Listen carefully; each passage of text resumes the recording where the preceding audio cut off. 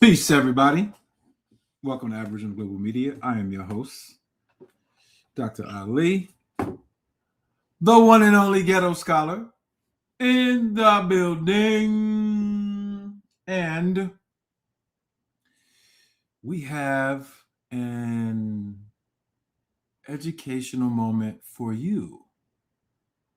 First, I would like to greet everyone and say happy solstice to everyone. It may not be significant to you, but it may be. Maybe you're trying to learn the significance of the solstice in world history. And we are definitely going to share that with you today. Please hit the like button. Please hit the share button. Please invite your family out because they might hear something. They might get an opportunity to go back and research something that changes their life.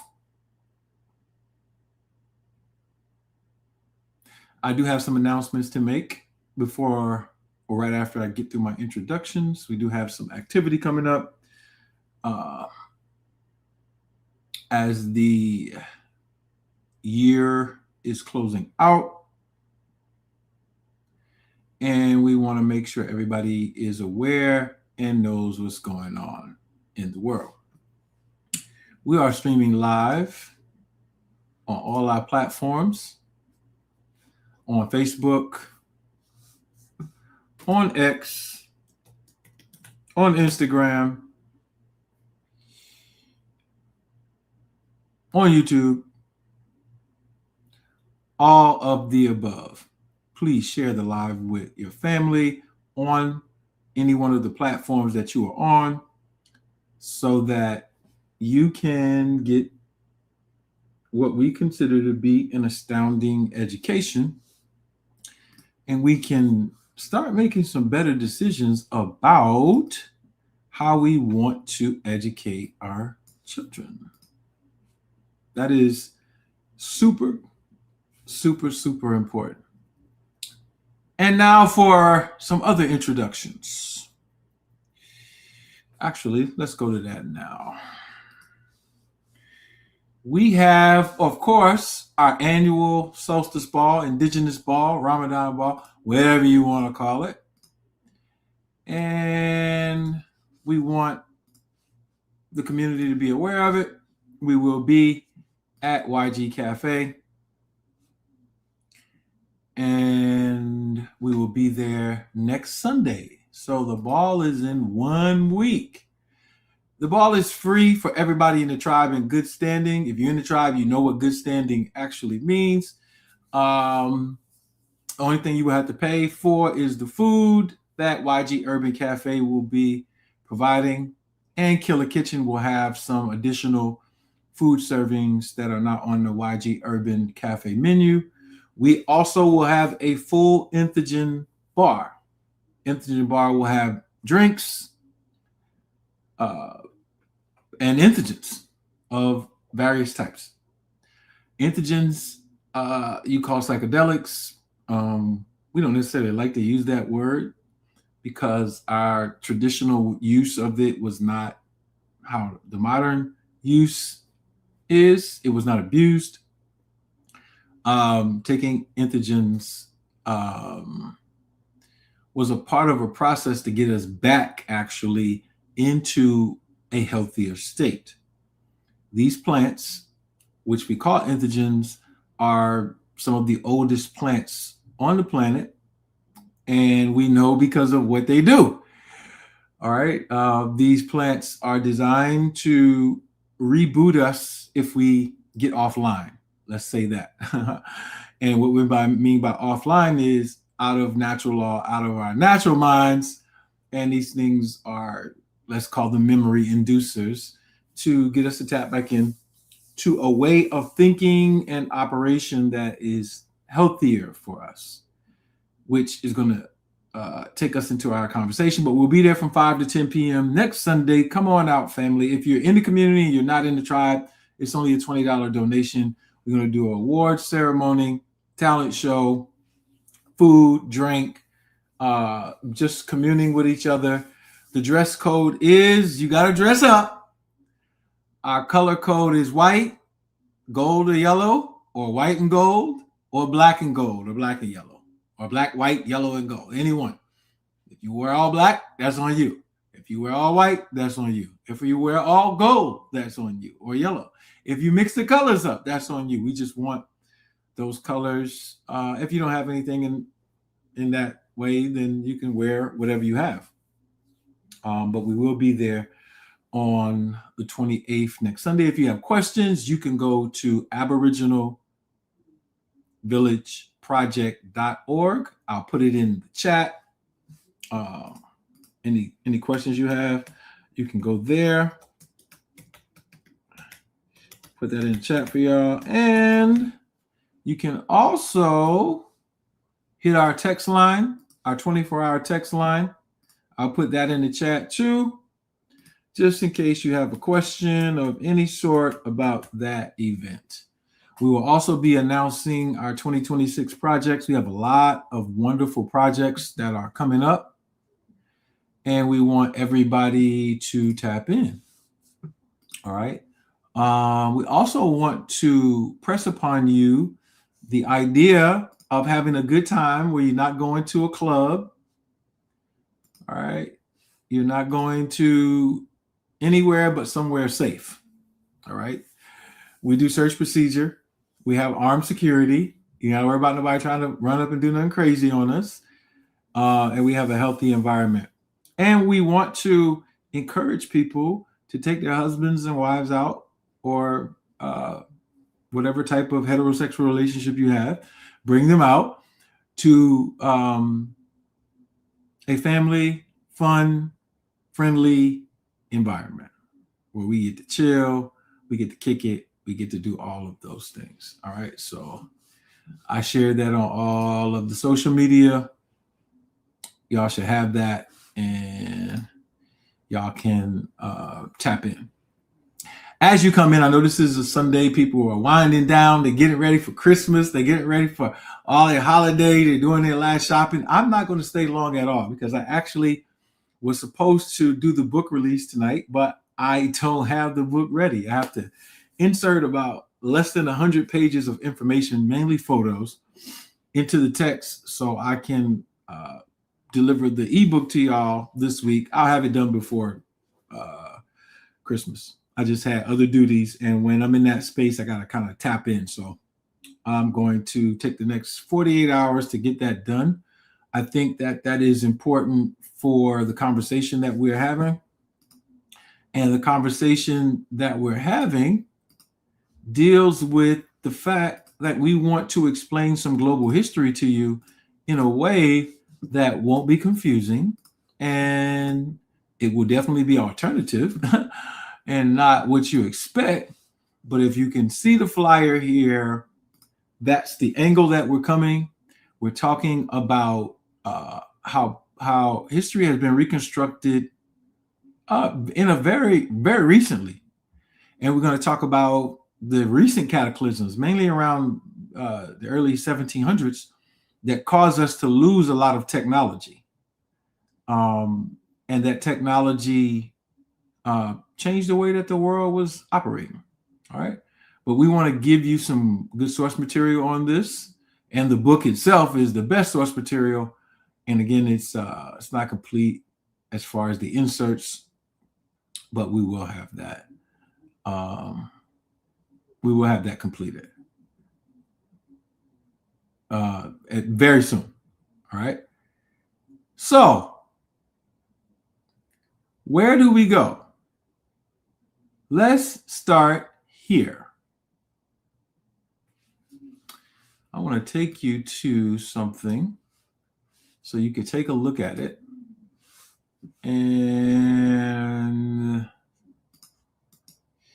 then we will go into this this wild subject. All right. We're talking about African religion, Eastern religions in the form of Christianity and Islam and Judaism, and where the reconstructions have you confused. What does it have to do with ancient America at all, if it has anything to do with it, right?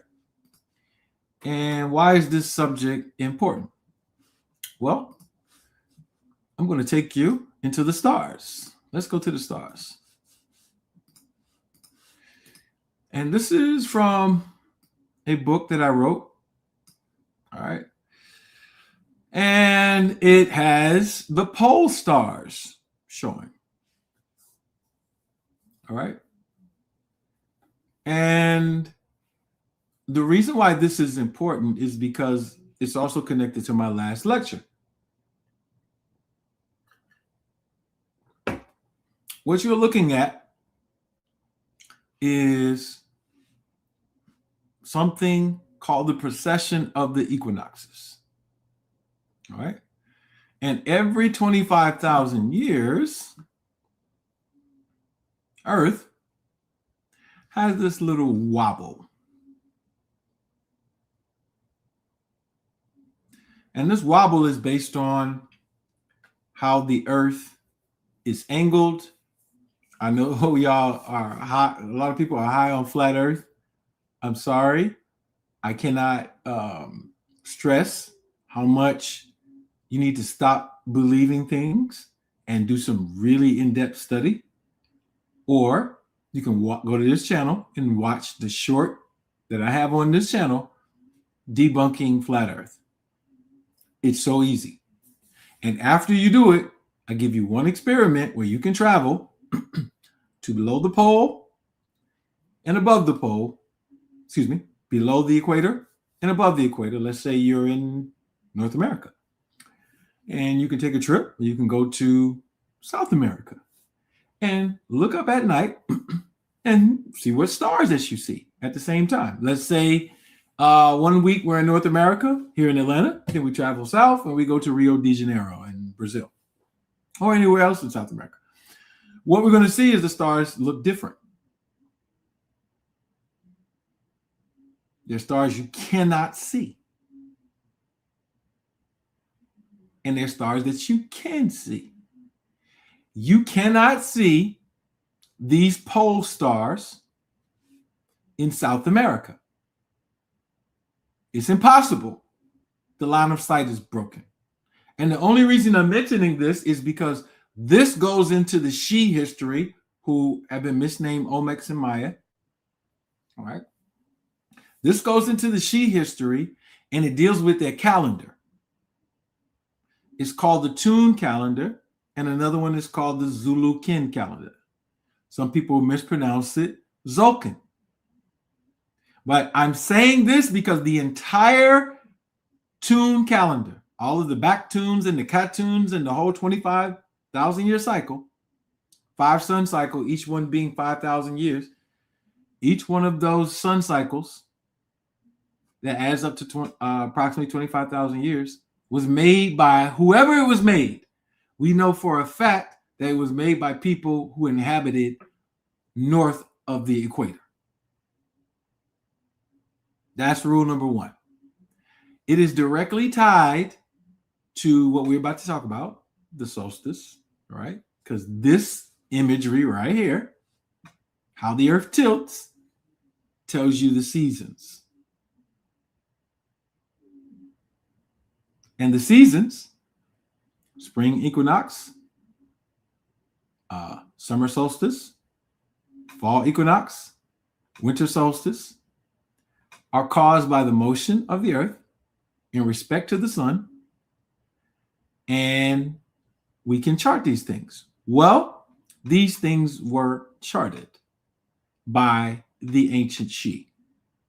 And so they have a concept called Kukulkan. And Kukulkan means the feathered serpent. Now, it has many different meanings. It's not a linear concept. Many different meanings. Let's deal with the celestial concept first. Kukulkan, who also in other traditions bears the name Amaru, the snake, the serpent, the dragon, is representative of the constellation here, This is the head of the dragon or the serpent, and this is the tail. Represents the constellation Draco. And despite what propaganda you have been giving to have this term draconians or Dracula, you have to put those to the side and just deal with astronomy and culture. These people, by mapping power tune, the four stones, the solstices and the equinoxes, and by mapping the heavens, this star system, were able to develop a calendar count of 25,000 years to chart a cycle. They did it in 5 sun periods. This is important because now we know who did the most advanced astronomy. We also know who had the oldest calendar system on Earth. That is important because now we have to cite antiquity. And citing antiquity, when we're looking at any culture, we're going to look at their mathematics and their knowledge of astronomy, and it's going to tell us what type of mathematics they're dealing with and their ability to have computation and how long those civilizations have been around. This is important. So when we go back up and we look at their calendar systems, we start to see, go back a little bit, we start to see how long they were counting. And their age for the universe was 41 octillion years old. Now, the modern has been shifted from 13 something billion to 27 billion based on findings of what they call gravity waves or whatever stuff that they're talking about. I don't want to diss it, but it's actually not intelligent. This is intelligence. You can't go to Egypt and find these computations. You can't go nowhere in Africa and find these computations. You can't go nowhere in any of those religions. You can't go to Jewish people. You can't go to modern Arabized Muslims. You can't even go. There's only one place you could go to start getting close to these computations. And that is further over into Asia, into what you now call India. And now you start to see those same computations. But we're going to drop a secret on you why they're there.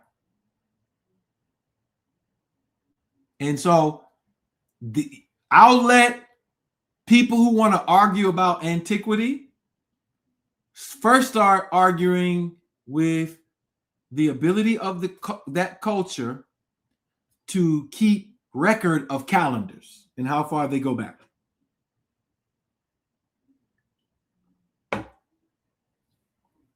Secondly, Kukulkan represents as the feathered serpent. Let's go to it. Let me pull up my notes on this so you can fact check me, because I'm dealing now with what civilizations are the oldest. That's what I want to deal with. So all you Afrocentric people, Afrocentric inclined people, people who just believe in modern evolutionary biology and these particular concepts, you're going to have to argue with these very well-grounded facts. And the object is to get you to think beyond what you're thinking right now. Because our position is what you're thinking right now is not accurate at all. Then I want to play a video for you showing you, let me find Kukulkan first, showing you something significant about the southeastern area now that we call the United States of America. All right. But let me find this distinctive record of the dinosaurs, proving that they discovered that they had all of these feathers. Give me a moment. Let me find this. If I can't find it in this book, I have to open up another text to find it.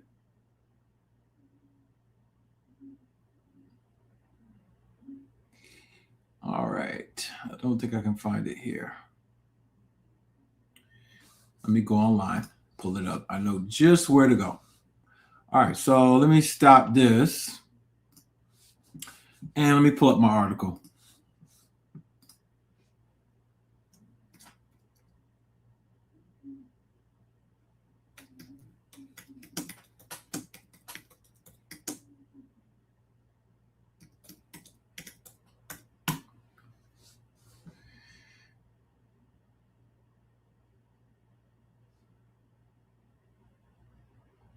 All right, so let's go to these concepts so you can get these. All right.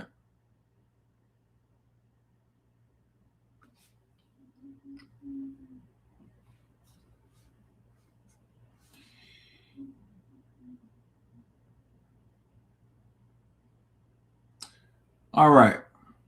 I think I got it.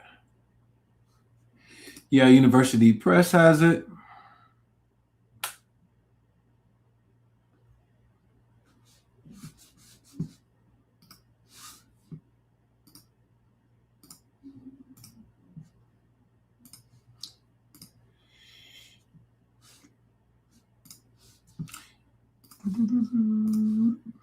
There we go. All right. So the first discovery of feathered dinosaurs. Before the astounding recent discoveries of avian and dinosaurian fossils from the Mesozoic of China, the only substantial evidence for the earliest evolution of birds from their reptilian beginnings came from fossil specimens from 150 million year old deposits from Lake Jurassic of Bavaria, specimens known to the Germans as Urvogel or ancient bird, etc. So they're just going through it. And then they start to talk about the feathered dinosaurs. Now, this is a subject that is a huge subject. It's not something that is made up. All right. They give you the dates and the times and all of that. But the part that I want to focus on, and this is very important, there's no such thing as dinosaurs.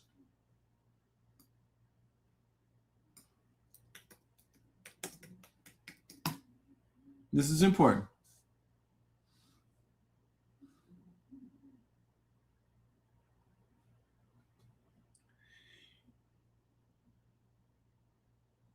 All right. Let me pull this up.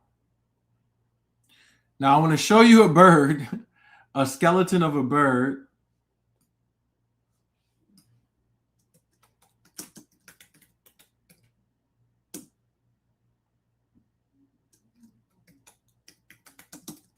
This is easy to understand. All right. This is easy to understand. Let me show you.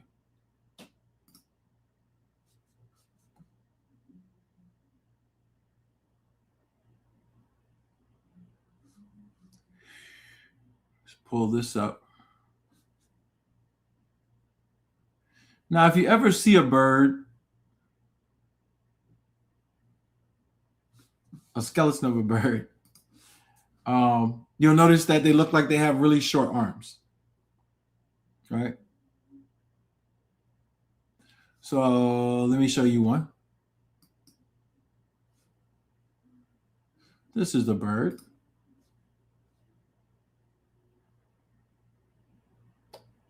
Let's see if I can pull this photo up.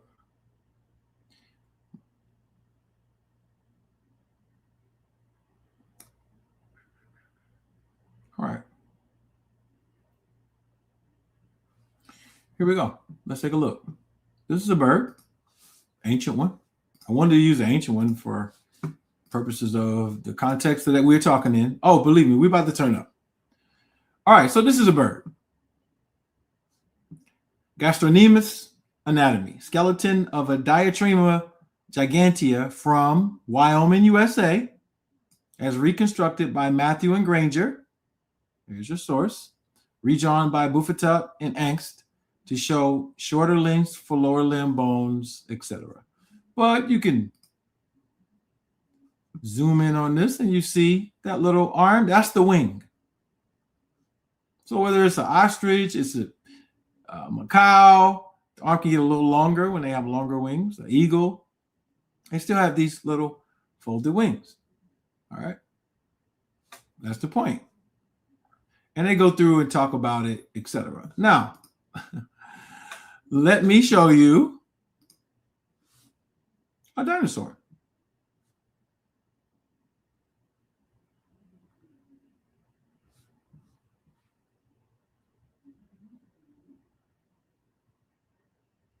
What we're calling a dinosaur.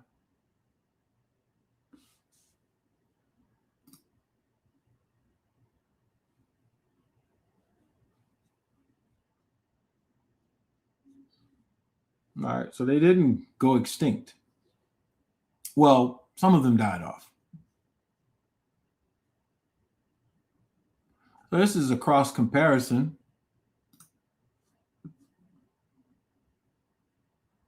Let's take a look.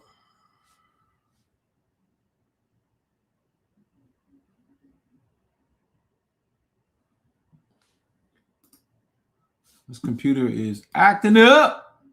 Give me a minute. I just want to show you the proper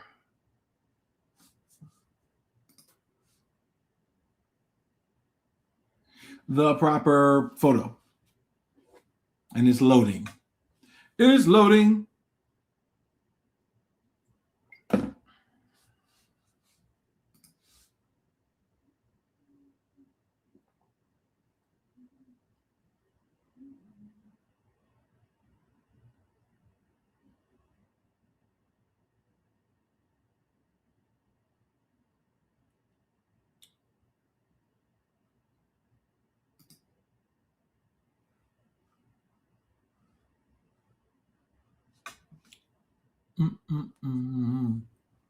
Oh, please let me not do this website because Afrocentrists will get all over me.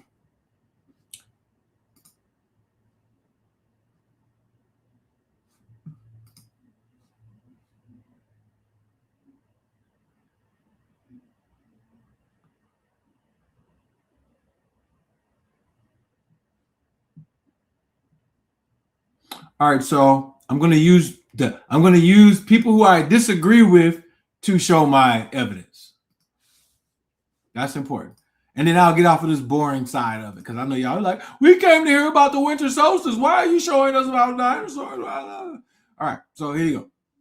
Birds are phylogenetically considered to be members of theropod dinosaurs. Their closest non-avian relatives, blah, blah, blah, blah, blah, blah. So you see the skeletals. Same one. So now, this is where propaganda has its, we're going to take issue with it. All right? It's very simple. Kukulkan, and I'll bring up the images for you so that you can not have the tendency to want to fight me, because I know you want to fight me on this. What people are making mythical, like they're on my page now saying wild man is not Neanderthal. It was just a myth, right? That's what the white people are saying. Or pale people. I have an oath to stop calling you white because you're not white, right? You're just pale. And why am I describing you like that? Because we have to talk about the biodiversity of humans and how it affects psychology and culture. All right. So let's get back to what we came here to talk about. So now when you see this, this is Monument 19 from La Venta. This is a monument, right? This is Kukulkan. This is an Olmec artifact, according to modern anthropologists. They would not consider this Mayan because they separated them. But both cultures call themselves the Tghe. They're going to ignore what they call themselves and call them what they want to. So you think that Olmec and Maya are two different people. They both had the feathered serpent. Feathered serpent stayed all the way to Quetzalcoatl. This is Draco. This is also what you're calling a dinosaur, which is an ancient bird. The big ones. They're just birds. And the culture of charting the celestial sphere and stating, we know these animals. So now you have to deduce, how did they know the animals? Either they saw the animals or they also did archaeology, digs, found them, classified them, etc.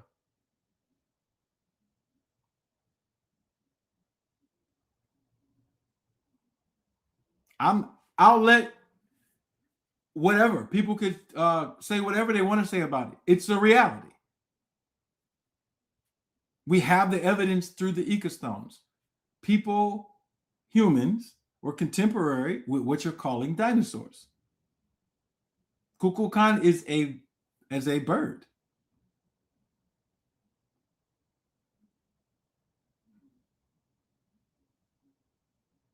And so now, as we look at the antiquity of a culture, we keep going because now I have to share a video with you.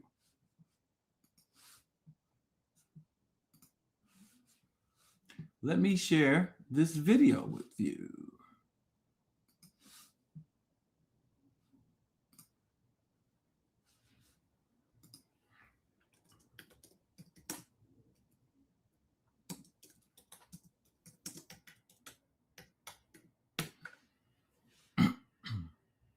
Give me a second.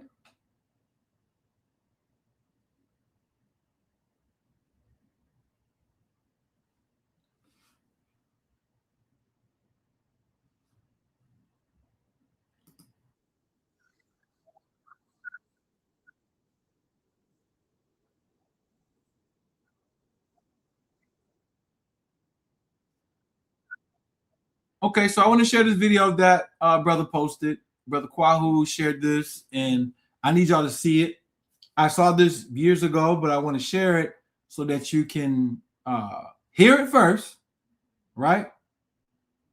And then I'm going to fill in the gaps because this is going to get you to understand solstice culture, where it came from, and how it gets all the way down to damn Christmas, which is very recent. All the history you've been taught about the origins of Christmas is erroneous. We've covered this over and over again. But here we go. Let's share this video. And this is important to culture, economics, family, education, technology, your overall human perception. All right, so I'm going to play this brother's video. What if I told you that the Creek Indians or the Southeast Indians are Mayans and the academic community is hiding a Mayan city in Georgia? I'm not going to tell you. I'm going to let them tell it. Listen up. Hey, how you doing? I'm doing good. Scott Walter. Richard Thornton, glad to meet you. I was visiting down at Chattahoochee National Forest. Yes. Tried to look at some mound structures. I'm investigating a possible connection between the Mayans and Georgia. And tried to go look at these mounds, and I was denied. You're kidding. No, I was denied. First of all, I take it you support this whole Mayan-Georgia connection? Well, it's not even a theory, it's a fact. The Mayas are one of the Mexican Native American ethnic groups that became the Creek Indians. What are some of the things that to you provide evidence of this assimilation? What are some of the things? Mayas are one of the Mexican Native American ethnic groups that became the Creek Indians. It's not even a theory, it's a fact. The Mayas are one of the Mexican Native American ethnic groups that became the Creek Indians. It's not even a theory, it's a fact. The Mayas are one of the Mexican Native American ethnic groups that became the Creek Indians. What are some of the things that to you provide evidence of this assimilation, really, or this coming together here in Georgia from Mexico? We have the architecture, we have the cultural traditions, the art are very similar. Okay. Approximately a third to a half of the words in the Tghe Creek language are either Maya or Totonac. Okay, linguistics. Linguistics. So what about archaeoastronomy? They, like the Mayans, use these amazing structures that align with the sun, the moon, the planets for practical and religious reasons. Is any of that going on around here? Yes, very much so. That's what area I'm a city planner, so yeah, I'm pretty strong in, so I can help you there. Do you have any of this architecture? I have drawings and photographs, yes. Is that what they don't want me to see? I don't know what they got. Why? It's a massive site. What to keep in mind, this place is a half-mile square at least. It's a town. Okay. It has over 300 stone structures. It's like nothing else in America, really. It's been radiocarbon dated to at least 1000 AD. What do the archaeologists think about this? I thought the archaeological community would go gaga. You know, they'd be fighting over the chance to be the one to be the great discovery of all their lives. Would you believe that some professors who had never seen this track rock site, they formed a political action group to oppose anything discussion of the track rock site and it being Maya? Now, why? I don't know, because they're like 600 miles away. So you're asking me if I would believe that the academic community might try to shut down an investigation like this? Yes, I would. Look, pal, I've lived it, okay? I was hired to investigate an artifact called the Kensington Moonstone. Yes, I've heard of it. When I came out with these results, I was blasted. And it really puzzled me at first, and then it pissed me off. Well, I've spent the last 12 years investigating these historical mysteries, and when you tell me that there's pushback from the professional or the academic community, I'm interested. That's a sure sign that there's probably something going on here.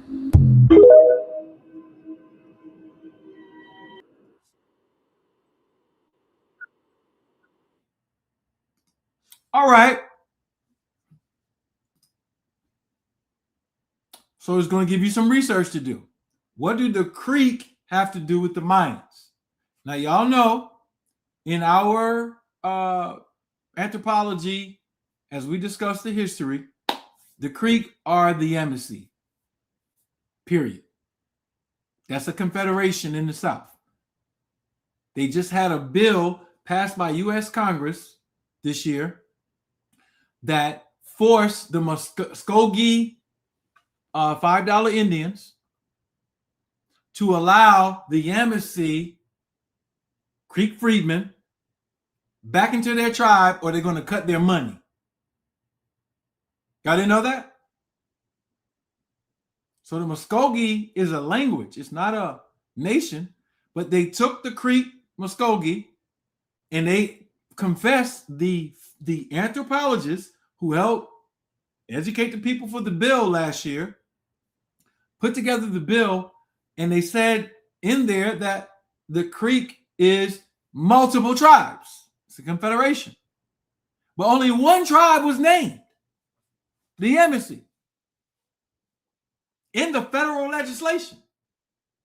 Then I went through all of the material, through all of the books to show you that since 1914, Congress has been stating over and over again that the Yamasee were Negro. Then we showed you the original Dutch paintings, how the Dutch depicted them, and the British. Then we go over and over, we show you these things. Why are we showing you these things? So you can make cultural continuity. So when I start talking about the she, you won't say, well, I'm Yamasee. I'm Yamasee. Don't try to make me no Mayan. I'm Yamasee. That means you don't even know your own history, linguistically, culturally, etc. I can show you Powhatan in Georgia. Now, when it comes to this spot, Where I live right now is only 32 miles from that site. I have been there. Matter of fact, I put some of the pictures online. They have a water reservoir, waterfalls coming down, and it's like a little place. You could go in there and swim. It's not even deep. I mean, it's, probably waist deep. And when you walk through the area, and I haven't went alone, I went with people every time, you can see these little structures. Then they have some of the stuff taped off. And if you're inquisitive and curious, you can go on your discovery and you're going to see, oh, why is it that a whole group of professors, like you said, that 600 miles away are protesting allowing access to information and access to the site?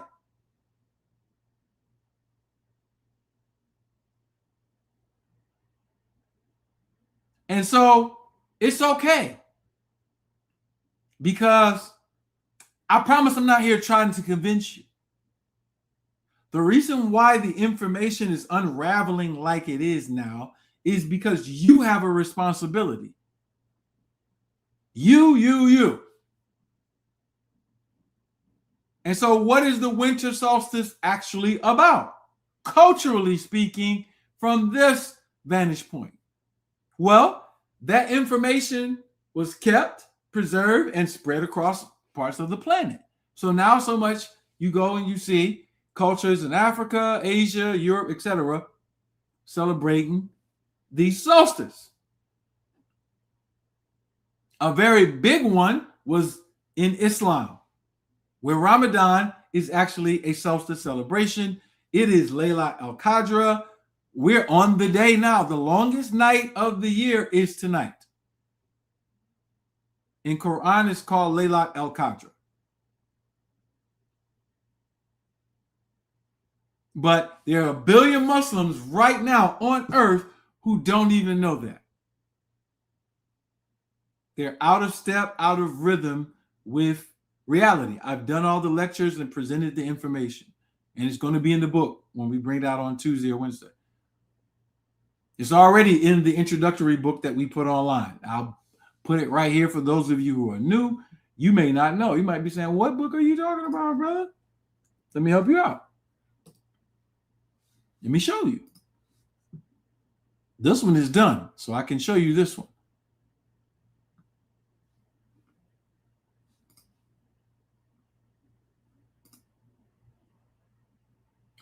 And so this is only $20.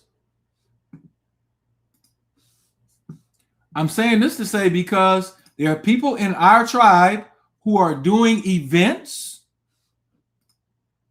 prayers, etc., and they're presenting Ramadan as a Native American holiday. Ramadan is not an American nothing. The only reason I'm pointing it out is to show you where it came from. The concepts of celebrating the solstices did come from the Americas. It's the oldest here. And so what you call this is proper reconstruction of history. Now what we do during December, and I'm going to put this link in the chat, I don't even consider it fasting. It's not fasting. I've been eating like this. After next year, it'll be 30 years, bro. 1 meal a day. It is to get people who are not used to having discipline, try the 1 meal a day program so they can now stop overeating.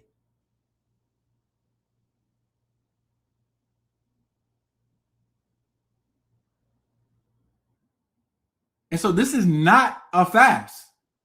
A fast is when you do not eat food at all for over a 24-hour period.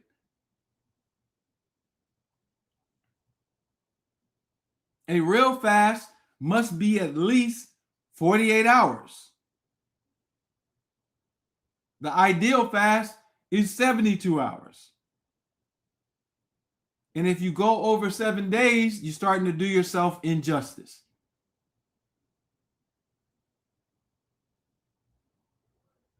So I presented this book at the beginning so you can read. It's only 66 pages. I presented this to avoid what I see going on right now. And what I see going on is the same thing that happens in a mosque, a church, and all the other religions. There are some people in the institution who don't study. And there are other people who do. But by association, you believe because somebody might have been around me, or I might even be cool with somebody, that I'm co-signing them doing sahur, waking up early in the morning and eating before the sun rises. No. You going to pray with them at some particular methodology that they're developing, usually shooting from the hip? No. A minister of health who don't even know that Ramadan is not a Native American holiday because he don't read? No. So ARNA is not a dictatorship. I can't force those people not to miseducate you. But I can come into public as the most senior official and say, don't follow that. The reason why we publish literature is so that people will have the accurate information.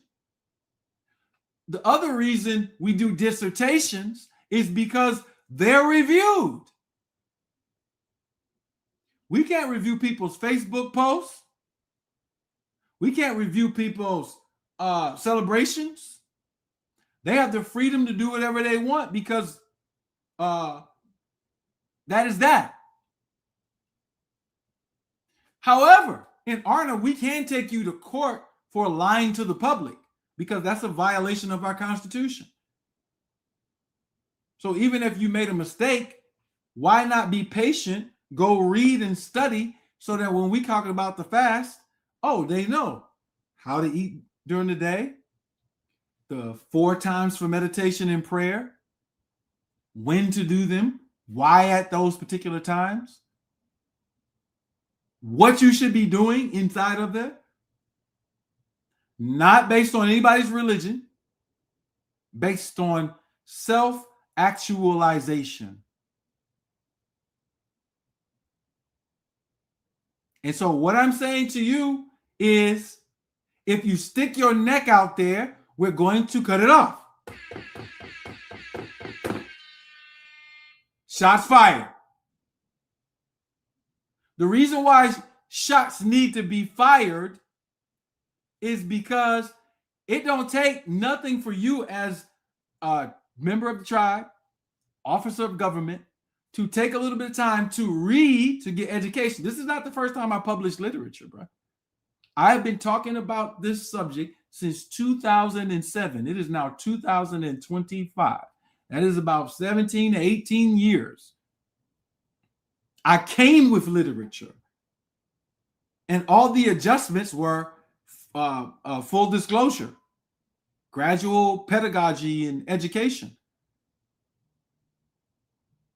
So I'm warning you in the community who may not be a part of our tribe.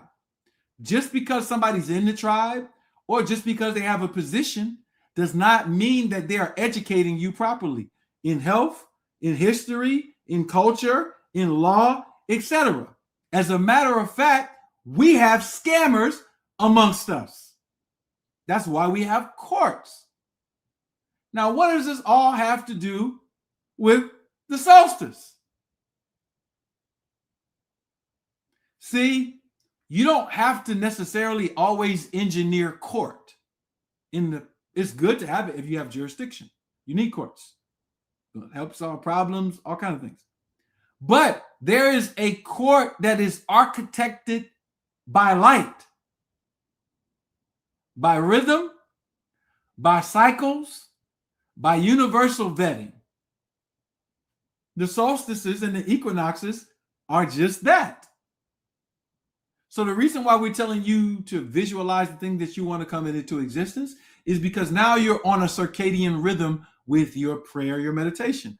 You're charting the sun, and the sun has 4 major points in a day, just like it has 4 major points in a year, just like it has 4 major points in a 25,000 year cycle. Those checks are also energy checks. I'm not being spooky. So we are praying and fasting to cleanse our body because the earth is about to go through another cycle.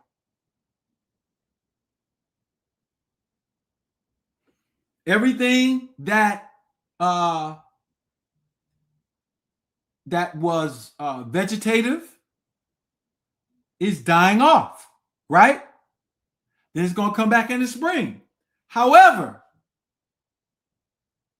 what the Moors did, which was a colony of the Tghe, I'm going to get to all of that, was they added certain details to the cultural, scientific culture. For instance, they presented the concept that was over here with the world tree, but they had a different environment. So they have evergreens. We have them too over here. I'm not saying we don't have them, but they presented it as Sidrat al-Muntaha, the tree of the highest perfection, or the star of the highest perfection. Because Sidr or Sidrat means star and it means tree. So everything doesn't die off, right?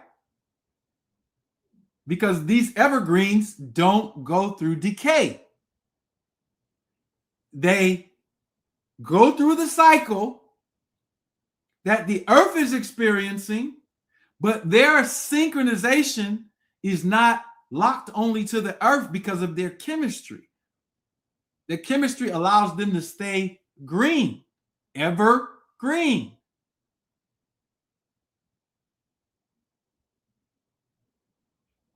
That's showing you how old the plant is, because there are plants that were here on earth before we had seasons. We didn't always have seasons here. We didn't always have tectonic plates. There's no other planet that has tectonic plates. It's been inspected. Earth is the only one. Something happened here.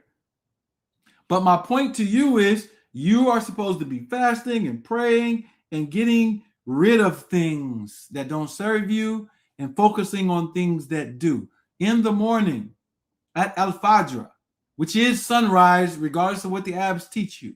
We already went through this and we translated it out of the book. Fajr is at sunrise, and you are supposed to do what the sun is doing. You say, well, why do we have to follow the sun? You're asking a very unintelligent question. You already follow the sun. Serotonin follows the sun. Melatonin follows the night. You're already in circadian rhythm in your brain, in your biology. Why not mirror your culture with nature? That's success. And that's what you're being propagandized out of. You're being propagandized out of the scientific culture that will protect you. And you are forced then to live by your belief, suspicion, and opinion. And belief, suspicion, and opinion puts you in the weakest psychological and mental state that you can be in. You can't problem solve. You can't build. Imagine if the architect and the engineers are saying, well, it's my opinion, and nobody comes to a conclusion. Then they start building. If they build the building with adverse opinions, What's going to happen to the goddamn infrastructure? It's going to be dangerous to be in that building. So, and if there are children watching, please know and understand when you get to be an adult, you're going to have to reserve 5% of your gangster with 95% of your civility. So if I say something that sounds a little bit gangster, I'm just telling you, you're going to need that to survive. Even if your parents aren't telling you that, they're telling you to be good young men and good young women, I agree with them. But you're going to have to reserve 5% of your gangster. And the 5% of your gangster is, for me, little nigga. If you don't know what you're talking about, why are you talking? Whoever the little nigga is.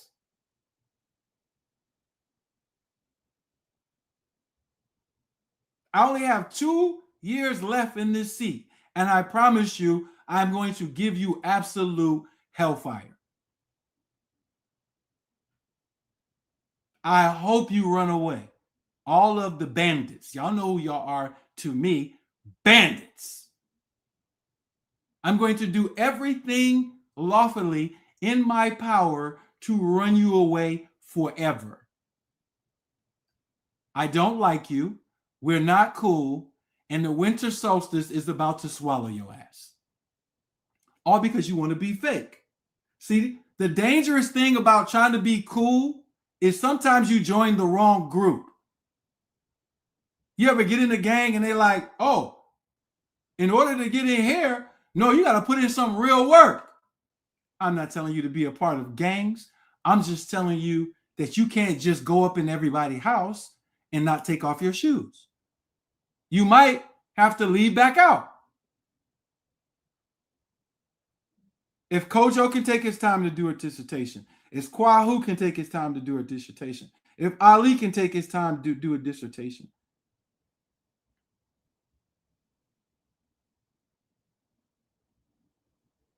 I wouldn't even want to talk until I completed my dissertation.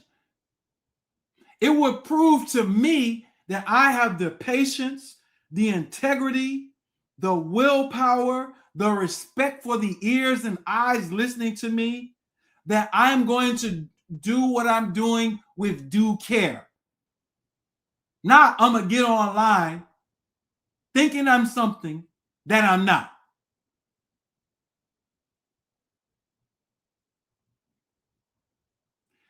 This is a warning to the people. I don't even care about you. I care about the people who are watching, who may be interested in what is this indigenous thing that Ali is talking about, and they're talking about what is going on? How does this work? What is this political side of what's going on? I'm interested in those people because I have a duty in my own lifetime to share a certain thing with them so that they can at least have clarity and then make choices.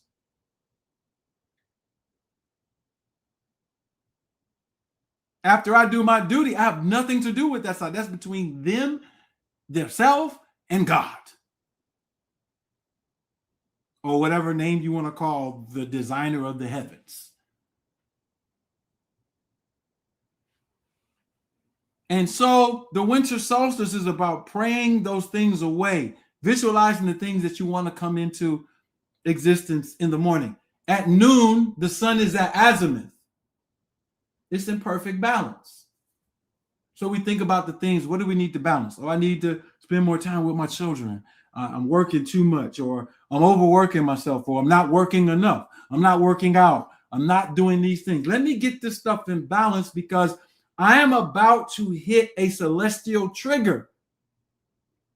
Going into the celestial trigger off rhythm means I broke the law. Here is where we have to mature. Anybody can blame anybody for what happened to anybody. Black people can blame white people for colonization. White people can say, well, y'all colonized us too and y'all enslaved us. Chinese people can say, well, the British invaded. The people in Taiwan can say Chinese invaded. The people in ancient Egypt And Cush can say, the Cushites can say, well, y'all invaded us. Then the Egyptians can say, so what? The Assyrians came and invaded us. And then everybody can just be pointing fingers. But the goal in life is to learn how we are here, why we are here, and what are some of the best things for us to do here. When you solve those three things, then you start having fun here. You start having safe fun.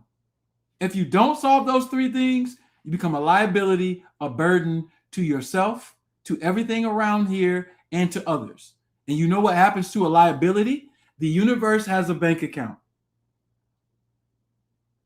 When your ledger becomes you owe too much, oh, you got to pay.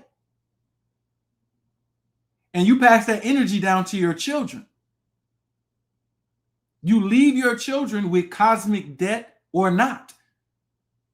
And maybe your parents left you with cosmic debt. Guess what? You don't have an excuse after you have a teacher who can say, well, forgive your parents, love them, understand them. Now you got to look at yourself that made you up. And now here is where everybody about to have a problem. And I mean everybody.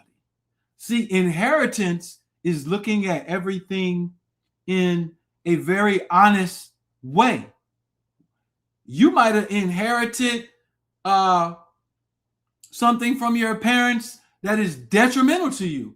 What if your father was a hypersexual maniac and he got your mother pregnant, and then you grow up hypersexual and you don't know why you're hypersexual? Is the remedy just therapy? Is the remedy taking drugs? Is the remedy just saying, F it, I'll just be a hypersexual and I'll just wild out? Or is the remedy, damn, I inherited not only my athleticism from my father, I also inherited some very bad epigenetic or genetic triggers. Now, let me put that on the balance sheet because now I have to delete it. I have to delete it. If I don't delete it, I pass it down as a debt to my children.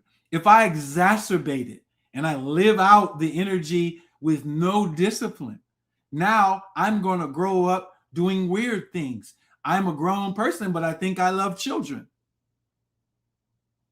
And they create a movement out of these things. I'm a man, but I think I love men. I'm a woman, but I think I love women in that way. Oh, the inheritance goes deep. So your lack of confidence, maybe you got it from your father. Your over-jealous, overthinking nature, maybe you got it from your mama. The universe set energetic set points for us to release things. So at the evening when the sun is setting, doesn't it look so beautiful? But guess what's about to happen? Darkness is coming. And the reason why you want to release it before the darkness comes is because the darkness has something special for you. What does the darkness have for you? What does it have for you?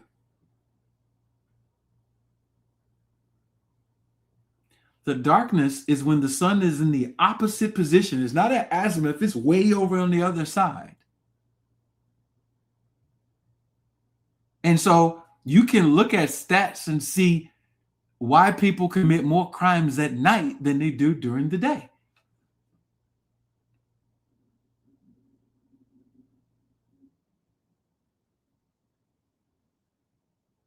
What I'm trying to tell you is you need to study more so you can see that you could play with everybody. You could play with anybody. You could manipulate during your life. You could steal, you could cheat, you could scam, you could copy people. You could do all the shit that you want to do.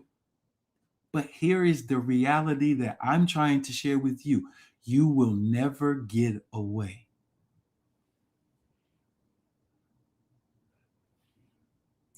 You're not getting away with it. It just gets worse and worse in multiple ways. And so you thinking that you're about to expose somebody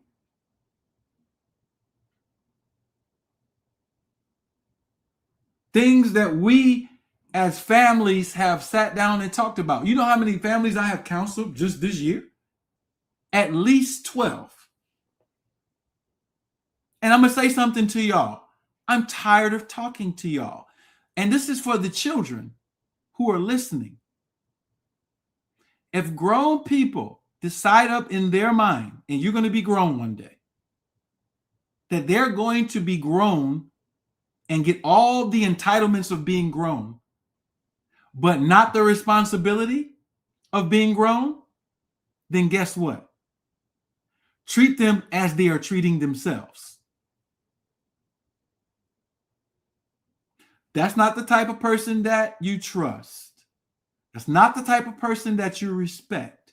That's not the type of person that you keep loyalty to. It's just not. So what happens when you do, children? When you decide out of your ignorance, blindness, weakness, or whatever, to trust, respect, and show any level of loyalty to that type of person, you have now co-signed that behavior. You have a cosign on a loan and the person don't pay the debt. What happens? You get sent a notice.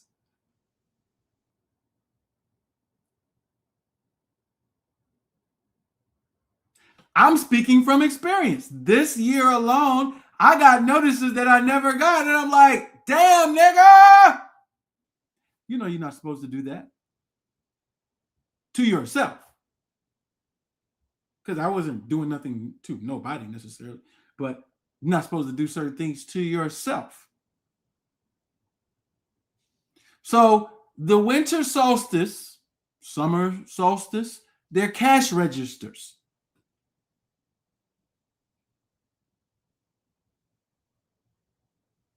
And some of y'all selling wolf tickets, but y'all want money to be in the cash register. How do you want money to be in the cash register when you sold wolf tickets? That means you want to scam successfully. And you believe that you can scam successfully because you believe that the pale people are getting away. Let me be very clear to you. If you haven't picked your head up, they've only been ruling for a little over 200 years in certain spots. And their stuff is already shutting down. Everywhere. You live in it. You're watching it shut down. There is no way in 50 years the world will be ruled by pale people. In 50. The only way they could get away with it is to generate this world that they want to generate now and automate it so much to condition you out of your own level of autonomy as a human. And that is possible. So, you know, it's yet to be seen. But now what I'm trying to tell you is fasting is not a gimmick. Going inside of your head and doing a head check is not a gimmick. Ramadan is a part of religious history of a religion called Islam. However, inside of that religion, you don't have Ramadan. Israel is supposed to be a group of people who are over there now who have a blue six-pointed star, and they are the people who Moses liberated from Egypt. It never happened. The first mention of Israel is by a group of Afro-Asiatic Semitic people in Ebla who wrote the word Israel, which means the protection of El. El was a black god.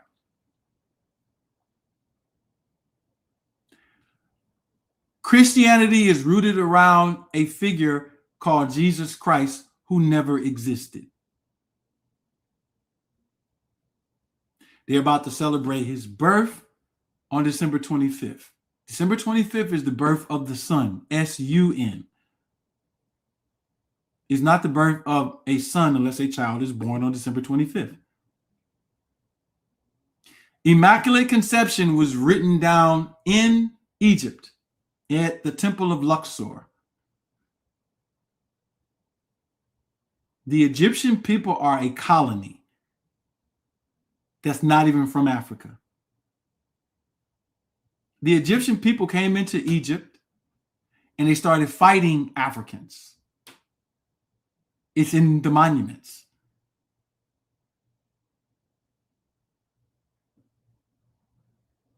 Ramesses III, and I'll show it to you, was all up in America on cocaine, cacao, and hape. I have to remind y'all of these things, and the reason why I have to remind y'all of these things is because it's going to help me. It's going to help me get the story right.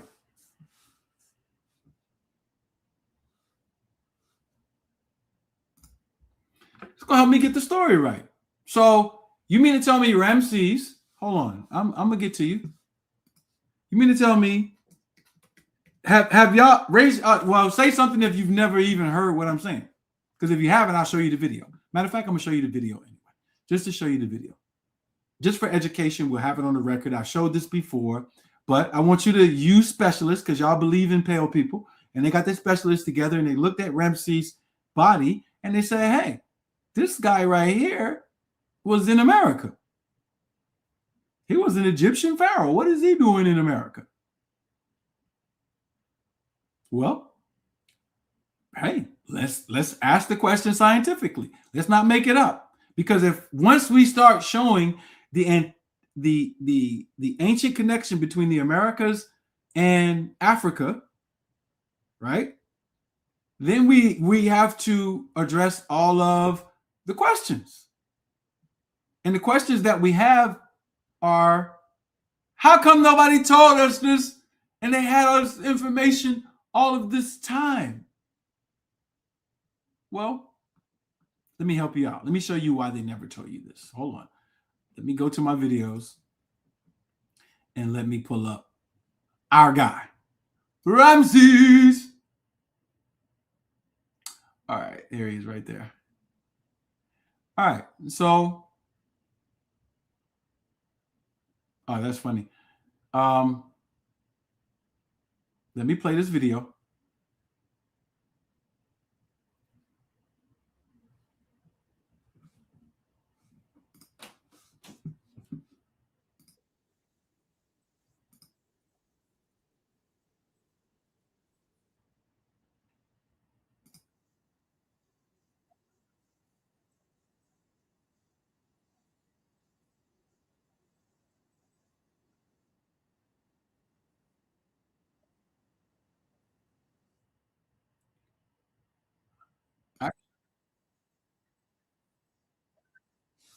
All right.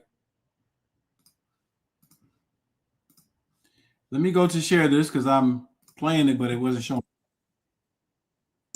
Absolutely unavailable in Africa at that time. Remains of Ramses II, who was rumored to have sailed to South America with a crew of skilled Hale Africans.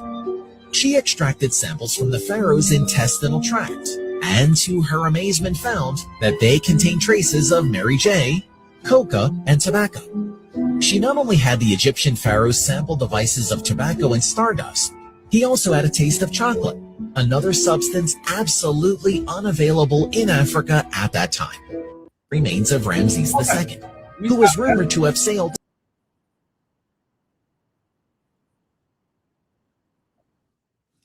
All right, so you got that right. I have to state that. Now, real quick, because I have to deal with Islam, Christianity, Judaism, and Afrocentric stuff. Because that's where y'all all caught up. And I'm not telling you to leave your religion. I will never tell a human being that. But I will tell you facts. And then you have to deal with the emotional response to these particular things. But let's go to the record. Now, I keep saying Africans learned they were using our plants. The tobacco is hape. The chocolate is cacao. She said Mary J. I'm going to show you the cocaine as well from the coca plant. All right.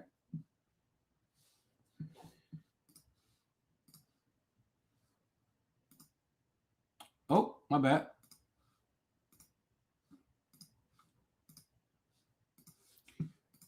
Here we go. Let's keep going. Cranial deformation. Maya. King Tut and 18th. Well, that dynastic crown. Olmec skull. Cranial. Peru. Cranial.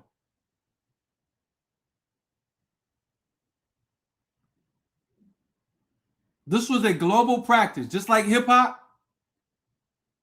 When you see Jake Paul try to come to the ring and he went there with 6'9", and 6'9" is a pale and Jake Paul is a pale, but they doing everything black. How come they didn't come up there square dancing? Then you go to Ethiopia and Africa or Nigeria, and what do they have? They trying to act like us. You think that just started? That's a supposition, though. But I'm showing you the actual museum work for the cranial formation. Now let's keep going. Cotton. Here's the source. Codex Telluriano Ramensis. Cotton. Chocolate. Let's keep going, though. There's something important to find out. What is it? Let me show you. It is, just to cite it for the sake of record,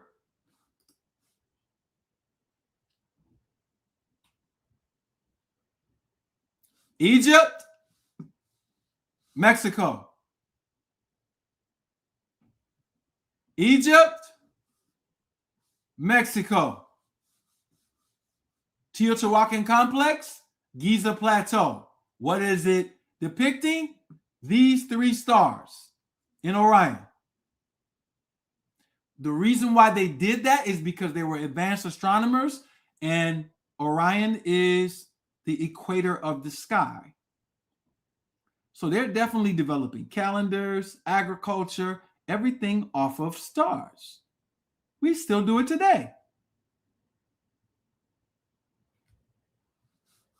But let's go down. Largest pyramid in the world is in America. But this is what I wanted to go to. The Balabonovo studies, which we cite in this book,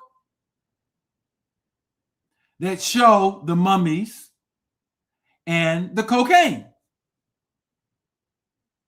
Hape, coca plant. This is Mary J. Mary J is from over there, from Tartary. That's still the she. Over here we call it a different cousin, hops. But here's the cocaine and all these mummies. I'll put the link for this book inside of the chat so that you will see. What am I doing?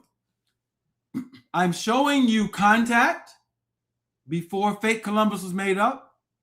And I'm definitely going to write a book on that next year called Columbus Never Existed. It will be the most detailed academic discussion, but made palatable for younger people and academic people, proving that Columbus never existed and why they made him up. Let me explain to you. I used to believe that Columbus existed, but I had to do some research to prove something, and I wasn't even looking at it, but this is something I always do. And I said, wait a minute. Let me go and check these manuscripts. And I was like, oh, y'all over here playing again. So I'm thankful for knowledge. because I was wrong about that too. So I'm just as upset about the liar as you are. It's just a reminder, never believe them. Never believe them. So cocaine don't grow in Africa. Hape definitely don't grow in Africa. Cacao don't grow in Africa. But we know pre-Columbian, we have all this contact. That's important. Now, Ramses, I mean, can we actually take his name and get a clue to something that is severely important? And that goes right into the solstice and identifying people and where things come from? Well, let me show you. Let me show you. All right, let me show you. Let me take this photo and let me show you. The word Ramses gives you a clue, a really big one. It gives you a big clue. Let me show you what clue it gives you. Hold on. They got my computer going crazy. Oh, and listen, if the live shuts down, it's because about what I'm about to do. And I they have AI bots on here and everything. So they're anticipating what I'm about to talk about. This is where it starts to get hot. And I'm not going to stay on here long. I want to go eat. I want to break my fast.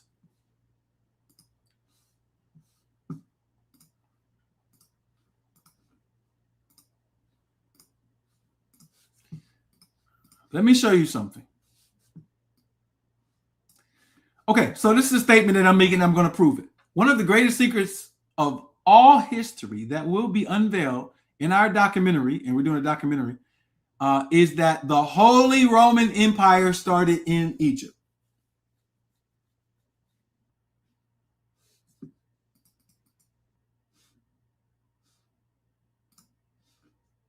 Here you go. Remech. Some say Ramesh. But Ramses' name is at this root. Ramesh meant man or Egyptian person.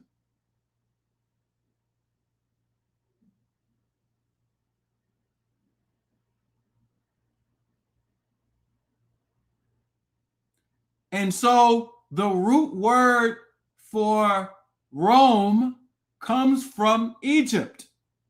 Not only does it come from Egypt, we wrote a whole book telling you that the whole Greco-Roman history is made up. How it was made up, when it was made up, who made it up, what characters they were, when they lived, cross-check everything, and put it in a book called The White Men Who Wrote the Bible. The older brother of Romulus is Remus. Remus is big Rome. Romulus is little Rome. And Romulus, in the story, killed Remus or Remus or Remus. Little Rome killed big Rome. What we're trying to say is the whole history that you know is off. Way off. We covered these things. Let me show you that one so you won't think that I'm just making stuff up. I like to present things for you to study. I like to present evidence. I like for you to be able to cross-check things. And so you can go get this book. I got all my stuff in ebooks. They come as automatic downloads as soon as you get them. Go get it. I haven't even made the update I want to make to this, but it's good enough to pass all inspection. Let me take this link off. I'll give you that link if you want it. Here it is.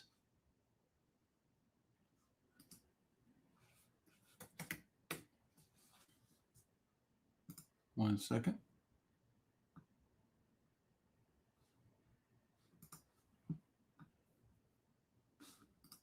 Here it is right here.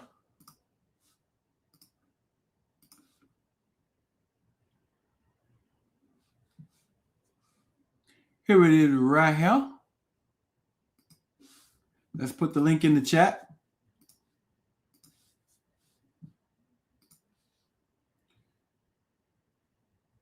Oh, let me do it on Instagram too. I forgot. I've been leaving y'all out sometimes. Hey, look. But it's in my link tree. All my stuff on Instagram is in my link tree, so y'all can see that. YouTube, I haven't placed that on there. So you can see it on there too.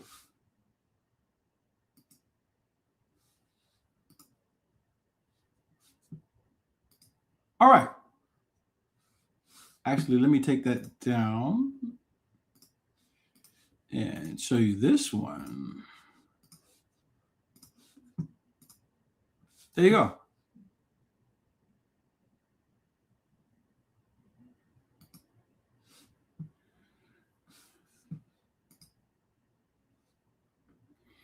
Y'all need to relearn history. Then when you see this, hold on. Then when you see this, it won't be confusing to you. This won't be confusing to you once you see stuff like this. I'm going to show you something from America, and I want you to tell me where you think it is. Where is this at? This is in America in the 1800s, late 1800s. Where is this?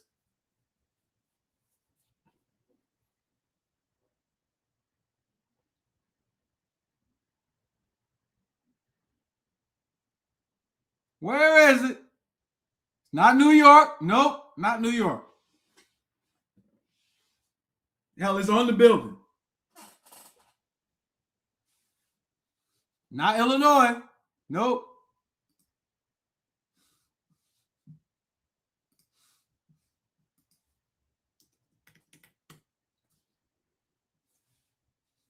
Not Illinois.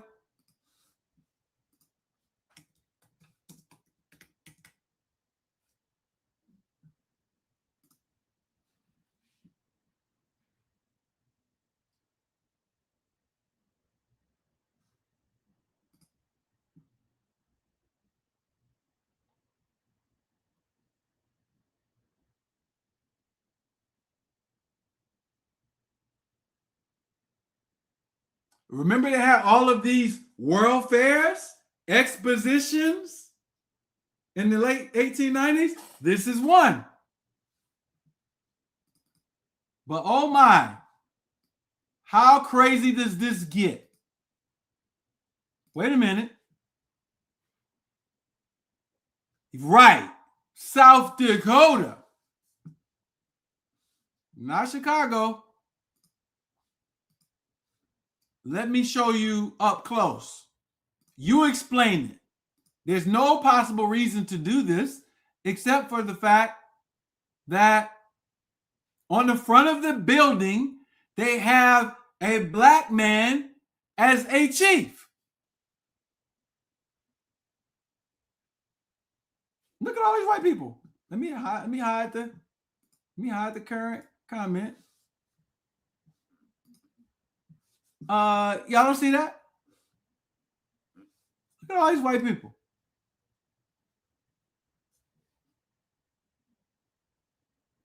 Look at the symbols.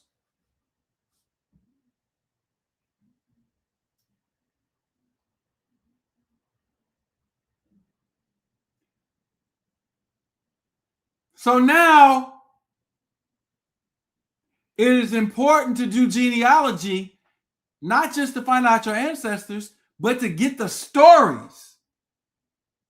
Because once you get the stories happening around, no, this is not the World Fair, but these things were going on all over. Hold on. Let me share that again.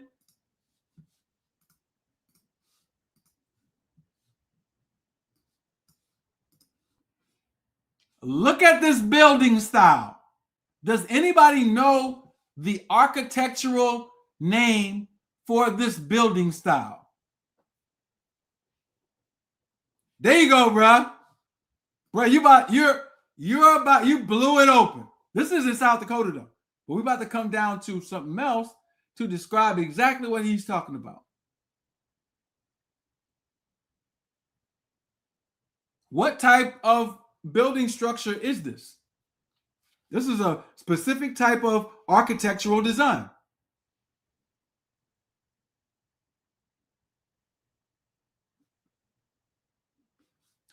Almost, it's not Victorian, but Victorian style was there, so that's one of the three.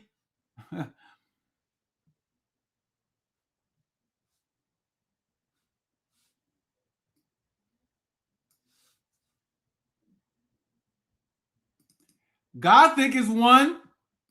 Let me share another one with you just so you could get it. Let me stop this one. Gothic is one, but that's not Gothic. They don't call it Moorish. They call it something else. You want to look it up? Let me show you Victorian. Because somebody mentioned Victorian. Let me show you Victorian. That's Victorian. Where's that one? It's called Romanesque architecture. Roman. But when you look up Romanesque architecture, they don't mention the old Rome. They mention Byzantine. Oh, we're about to get into this. All of it was designed by us. I guarantee you, we're about to walk you through it. Where is this, though? Hit the like button. Get these people in. Where is this? This is in the United States of America in the 1800s. Where is this?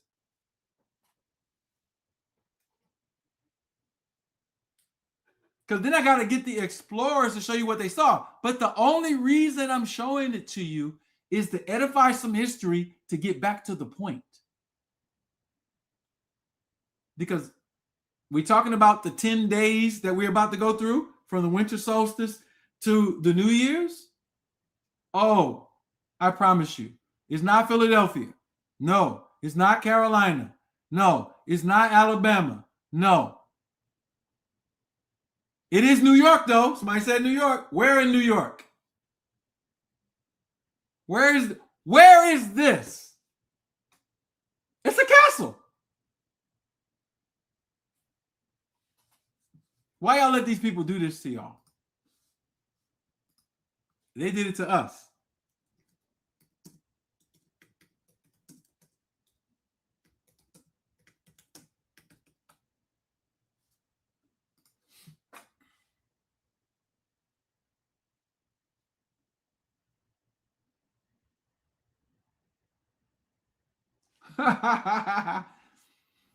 Oh my. Wait a minute. We're not done. Oh, we're not done. We just getting started. Buffalo. This is a military facility in Buffalo, allegedly built in the 1800s.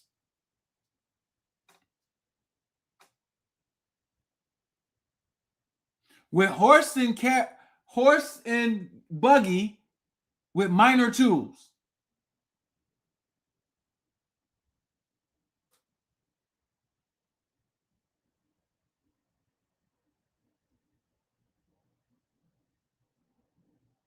I mean, go back. Go ask. I lived around my great-grandparents. They weren't even born in the 1800s. They was born in the early 1900s. But I grew up around them. I talked to them. Do you know what type of tools you need to build this? What type of cranes you need to build this? Look, The reason why white people are going to these places like it's a spectacle is because of this. Let me show you one more thing.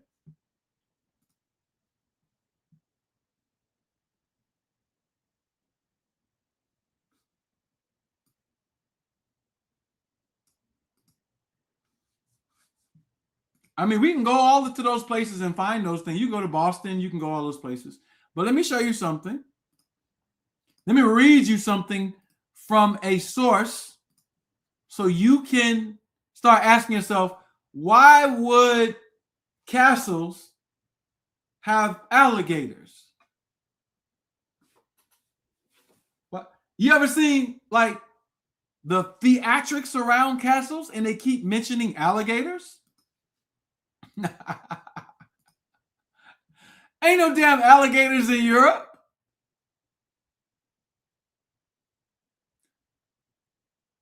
This is Tuscaloosa, the origin of its name, a paper before the Alabama Historical Society by Thomas Maxwell, 1870, page 24. I'll go look for this so we can cite it too. All right? Read this quote. It was on the morning of the 18th of October, 1540, when De Soto, who was a Spanish explorer, arrived at the town of Mobile. Mobile is where you have Mobile, Alabama. It was the capital of the kingdom of Tuscaloosa. Tuscaloosa now. And it was situated on the north bank on a magnificent river. It was completely encircled by a high wall. The wall was surmounted by numerous towers and perched at close intervals with portholes from which arrows might be discharged at an enemy. There were but 80 houses. Look at what they said. But these were of immense size, capable of containing 1,000 persons each.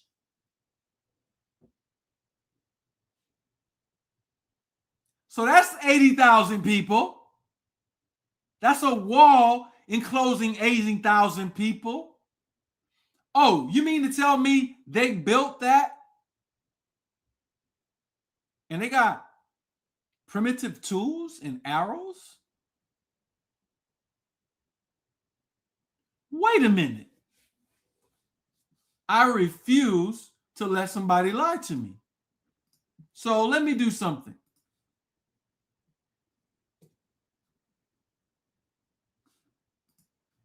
Let me do something. Let me do something.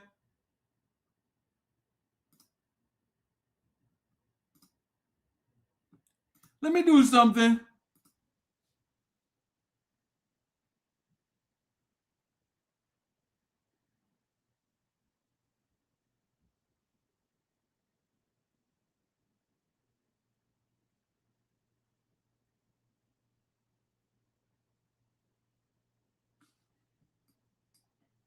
Let me do something. I ain't gonna make nothing up. Let's go to the source. Ali, since you quoting this in your book, let's go to the source. Okay. Let's go to it.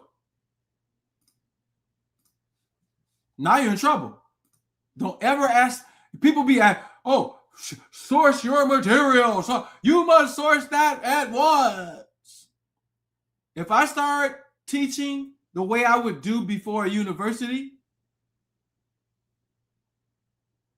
yeah, it'll get dumb in here. And it'll get dumb to show you how dumb pale people are. You think they're smart and you're impressed with them, and that is your problem in life. You have a life, but the reason why you feel that way is because you have not worked inside of your purpose well enough to exude yourself to break beyond the glass ceiling. And so this is the book that I just talked about. Look at the time period. This is 20 years before the one I just showed you, the Corn Palace in South Dakota. Let's go to page 24 to see if Ali was lying. 14, 23, 24.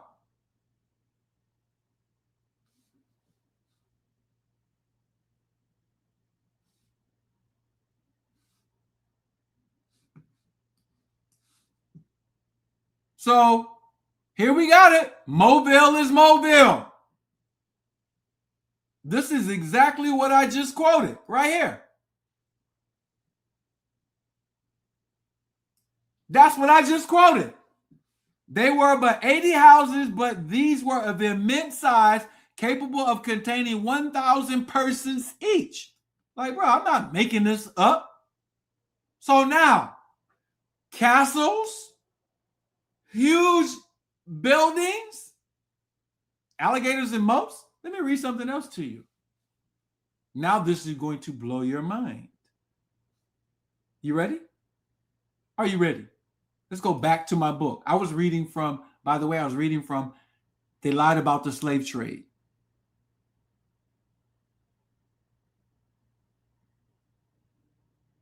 You see that statement right there? I left. Yeah, okay. No, let's go back. Let's go back. Somebody is contesting in the audience. I love contesting. And here we go.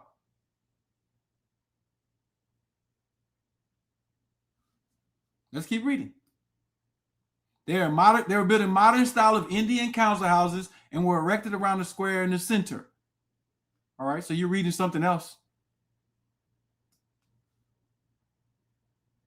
It was completely encircled by a high wall. This is the wall. It was completely encircled by a high wall formed of huge trunks of trees. So I don't know what that contesting is. It was wood. Are you saying, I never said that the wall was built of stone? I didn't make that statement, did I? If I did, correct me. All right. So it's encrusted by a wall. But here's the point. Let's go back. This is a city, bro, with 80,000 people. Okay, but I'm getting to something way more important. I just wanted to make sure I'm sourced. So, yeah, I don't think I was out of order in anything I read. Let's go back to the point, though. All right, let's go back to the point. And the point is this. Go back to the first part of this. Here we go. Let me show you. Let me show you where I want to go back to. 2 pages before, I'm going to go and I'm going to read about Tuscaloosa a little bit more detail. In this book, They Lied About the Slave Trade. So here, they're talking about Carolina, all right? And I'm just giving a backdrop of the Indians. But this is their report. They said they lived to an incredible old age, so that when the English came here, they found some of their kings who saw descent from the 5th generation. So you got to understand what the life expectancy in England was at the time that this is written in 1671. It's like 30 years old, bro. So when they see somebody live to the 5th generation, 25 years times 5. 125. Their stature being of a larger size. This is in Carolina than the Englishmen. Their make strong and well proportioned. Okay. Now we're talking back to the Spanish. The narrative, I'm giving you the sources, the narratives of the career of Hernando de Soto, all right, is where I'm about to read from. Look at what it says. Chief Tuscaloosa. Chapter 7, in which is related what happened to the commander Hernando de Soto in his intercourse with the chief of Tuscaloosa, who was such a tall man that he seemed a giant. Go back to the Susquehannock, who are in Baltimore, who are also in Buffalo, where I was just showing you. They'll tell you that the Susquehannock were like 7 feet tall. Show me a whole bunch of $5 Indians that's 7 feet tall.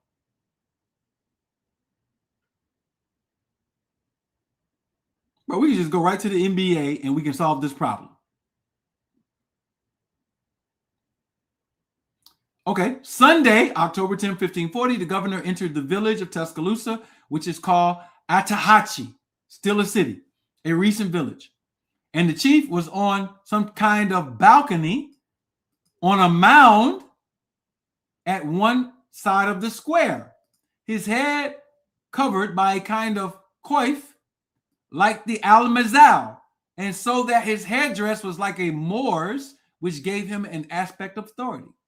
He also wore a pelote, or mantle of feathers, down to his feet. Very imposing. He was seated on some high cushions, and many of the principal men among his Indians were with him. He was as tall as that of Antonio's of the emperor, Turnley of the emperor, our Lord's guard, and well proportioned, a fine and comely figure of a man. He had a son, a young man as tall as himself, but more slender. Before this chief, there stood always an Indian on graceful mien, holding a parasol on a handle, something like a round and very large fly fan, with a cross similar to that of the Knights of the Order of St. John's of Rhodes. Wait a minute. What is he doing with the cross? That's Powhatan. We already broke that down. But here is the highlight. The highlight is two things. We have very elaborate structures here prior to these people coming. How they came and how they told you they came, they're lying. The wars and how they described them, they're lying. It's our job to clean that up. But we're not going to clean all that up here in this forum.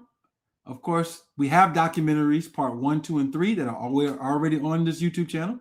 You can check them out. Actually, they are not all there because I had to take some of them down.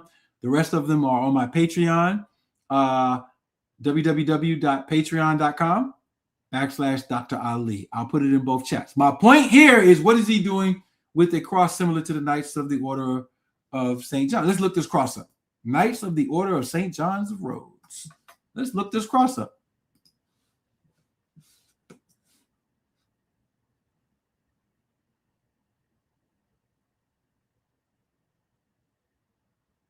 So now, let me stop this and come back I'm going to look up this cross, but I want to give you the point. You hear in the mythos that castles were always surrounded by alligators.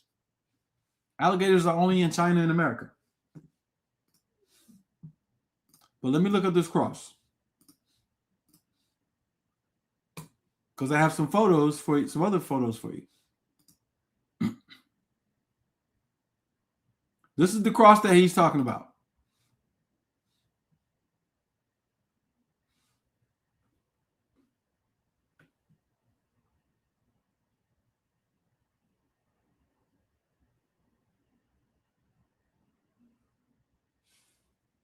The island of Rhodes. Okay.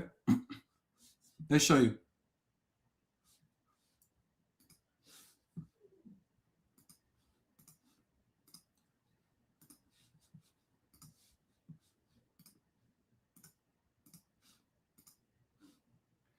All right. The Knights of the Order of St. John's of Rhodes. Rhodes like Rhode Island. Hold on. I'm getting there. Refers to the historical period 1310 to 1522 when Knights Hospitaller, all right, formerly the Order of Hospital of St. John's of Jerusalem, occupied and ruled the island of Rhodes. Oh, really? Look at this. You see it, right? Okay. Y'all think that cross is Christian because allegedly Constantine had a dream and he dreamed of the cross and the cross became the symbol, all that. We already proved that that was fake. But let me do this real quick.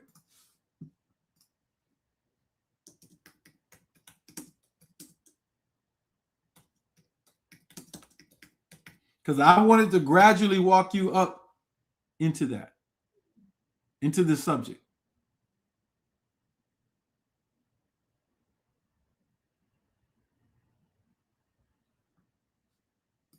All right.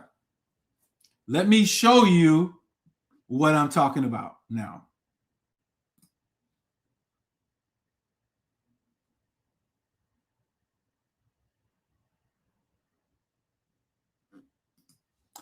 Let me open this up.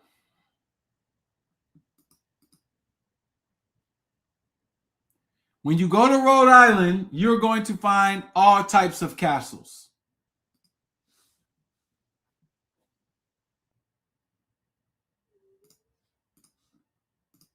I'm going to start showing some of them.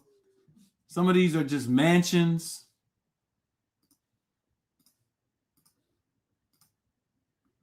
This is Newport News, Rhode Island. Old castle. Cottage-like castle. Again, Romanesque and Victorian are the two that you're going to find. And so what I'm going to put in the documentary is something very beautiful. I'm going to prove to you that the oldest structures that are here in St. Louis, Chicago, New York, Alabama, Georgia, Virginia, that they did not build these. That's the first thing I'm going to prove. The importance of this is identifying who was here. And a part of the healthy part of that is you start to discover this.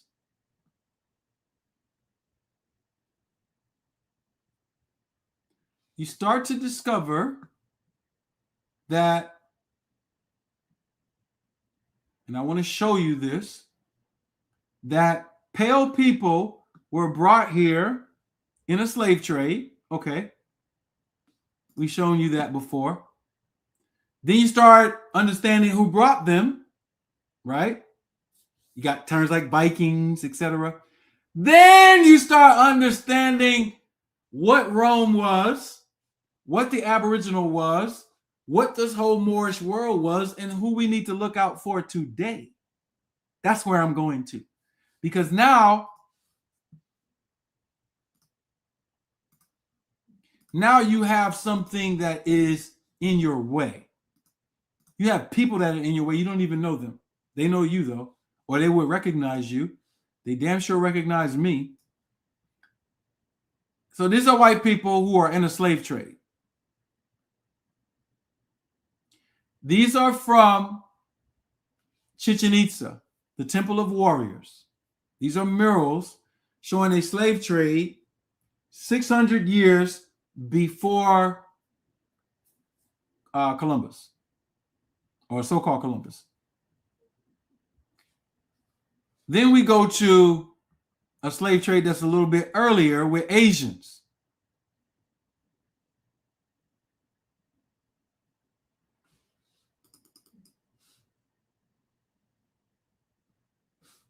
Kokokan.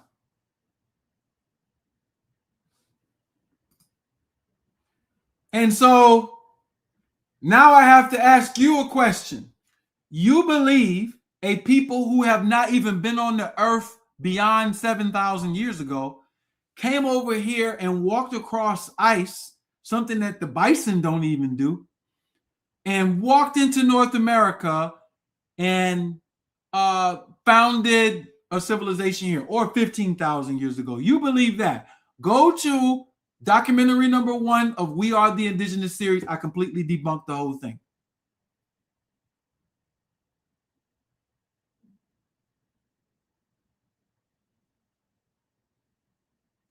And so what we're saying to you, right, they weren't speaking. They keep telling us we're speaking Geechee or Gullah or Creole or all those things.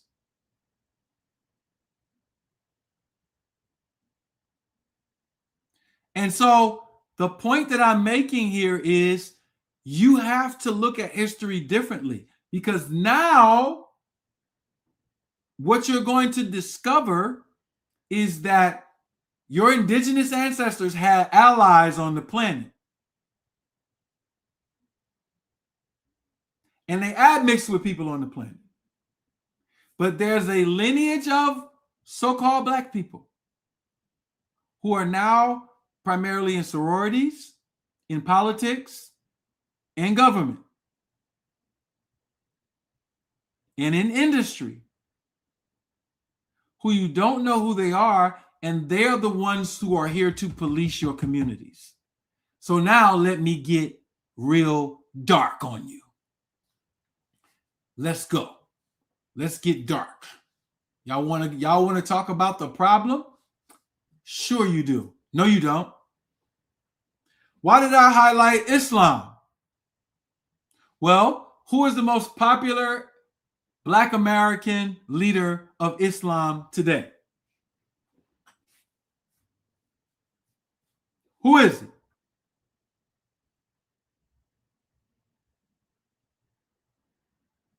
Y'all know who he is. All right. So out of respect, because he's old and he's dying. No, it's not Elijah Muhammad. Elijah Muhammad gone. I'm talking about today. He's old and he's dying and people love him. So I'm not going to even say his name. I have said his name though, so it's not like I'm walking on eggshells. I just want to keep this clean. His father is a white man. The leader of the most popular Black American Islamic group, his father is white. Okay. What? So what, Ali? Okay. He has no ancestry directly on this land. 2, there's not one scholar in that organization, all of who know me, know my history, no, used to be a part of their institution, read my material, sometimes stealing my material. They will never get in a public arena and discuss the history of Islam with a person like me. Moving over to your Hebrew Israelites or Jewish rabbis. There is no Jewish rabbi on earth or a Hebrew Israelite, and y'all can welcome them, who will sit down and have a historical, anthropological, archaeological conversation about the origin of Israel with me.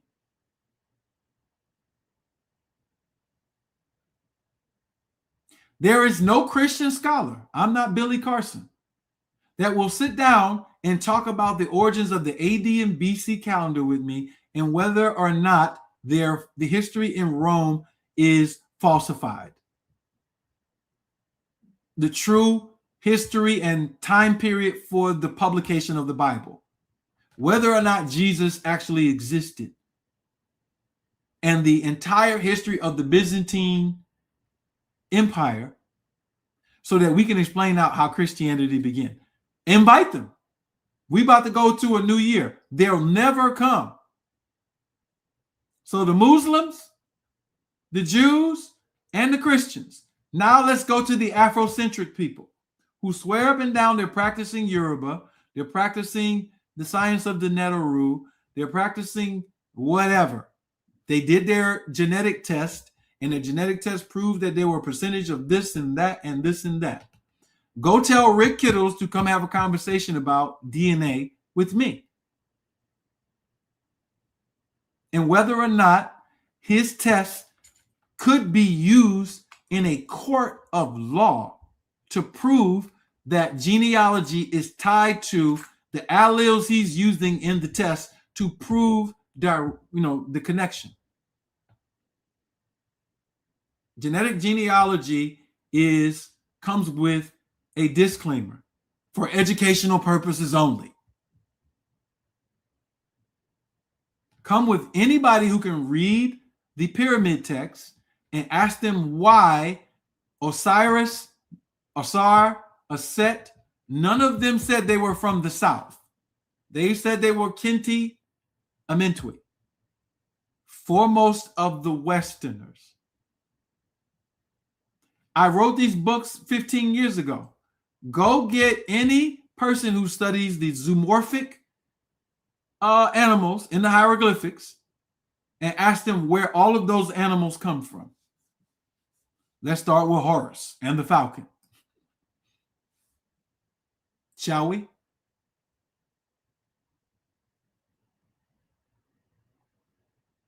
And so what I'm telling to you is you have a bourgeoisie that is surrounding you that look like you.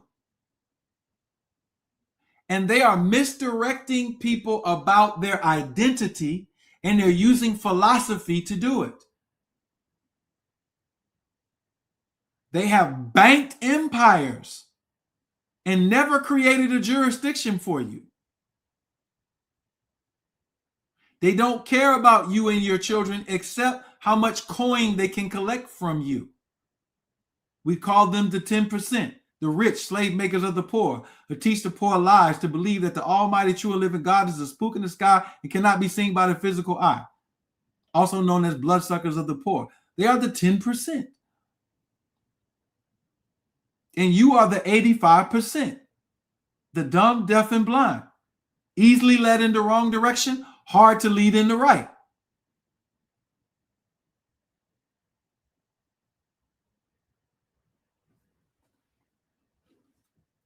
Symbolically, 85%. The number is greater. And you are in the jaws of these people politically. They got you so propagandized politically, you don't even participate. But you follow the rules. Hell, there was no slavery then. The slavery is now.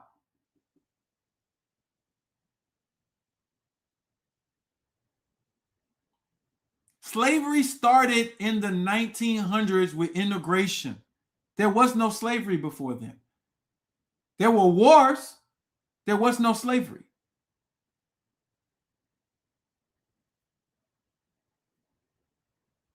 Matter of fact, we kicked their ass. It's literally on the record. If you read, slavery started with integration. Integration enslaved you because the only way to enslave a man is to take his woman. She's gone. Your woman is not yours because you're under someone else's jurisdiction, following their culture, following their market, following their psychosis. These women do not belong to you. You are at Rent-A-Center. How do you know? As soon as you go against what she desires, she will alimony, child support you, or do something.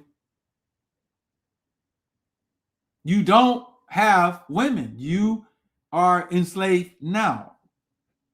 So much so that you made Passport Boys, the Red Pill Gang, all of this to try to figure out how to deal with your emotions for the fact that she don't fuck with you like that.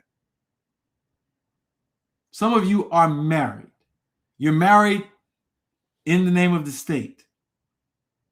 Bruh, did you look at the statistics from 2021 to 2023 on how many assets men have lost?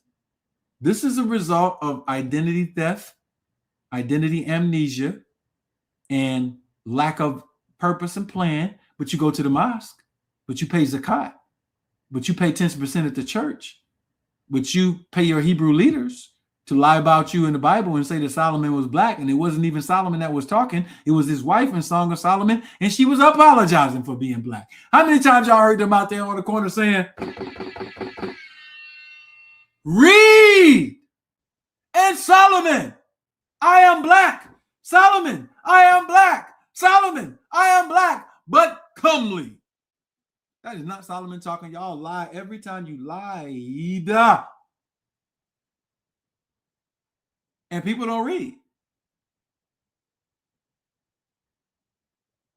So the Nigerians have come over here and you paying for initiation with something that you don't know what the fuck you're doing. None of your magic is working. You're doing spells on your boyfriend. You're burning black candles. You're lost your goddamn mind.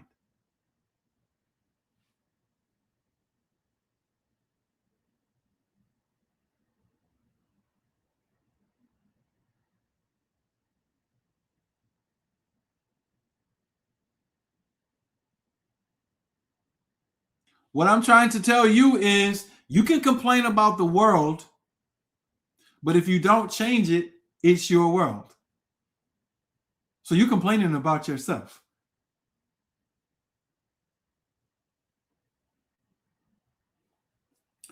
So let's get down to the nitty-gritty of this. You have a decision, personal decision to make in life, to be the best you can be or to be a cosmic bum.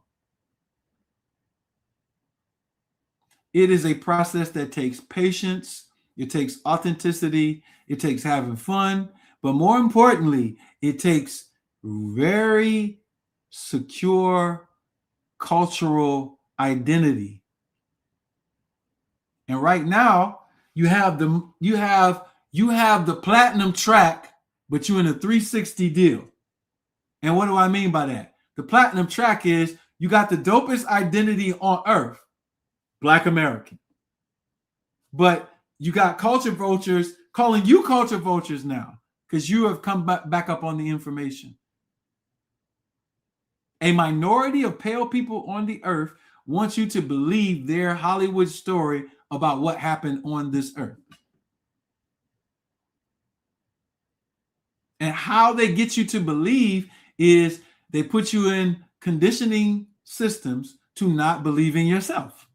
Therefore, of course, you're empty. You have to believe in what they say, even if you're acting like you're gung-ho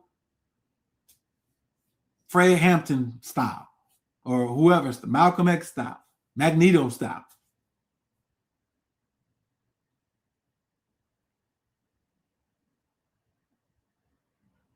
And you have to be careful because you're surrounded by these bots. Some of them took the big inoculation. Some of them didn't take the inoculation, but they're still inoculated.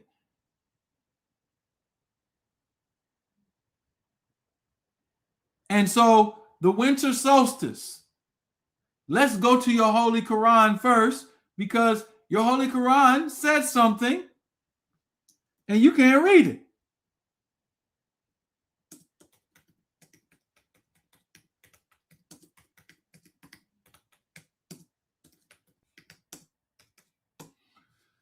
Let's go.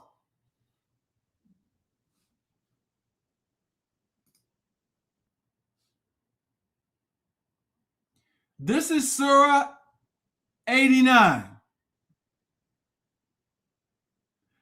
I'm going to show you where they're making mistakes.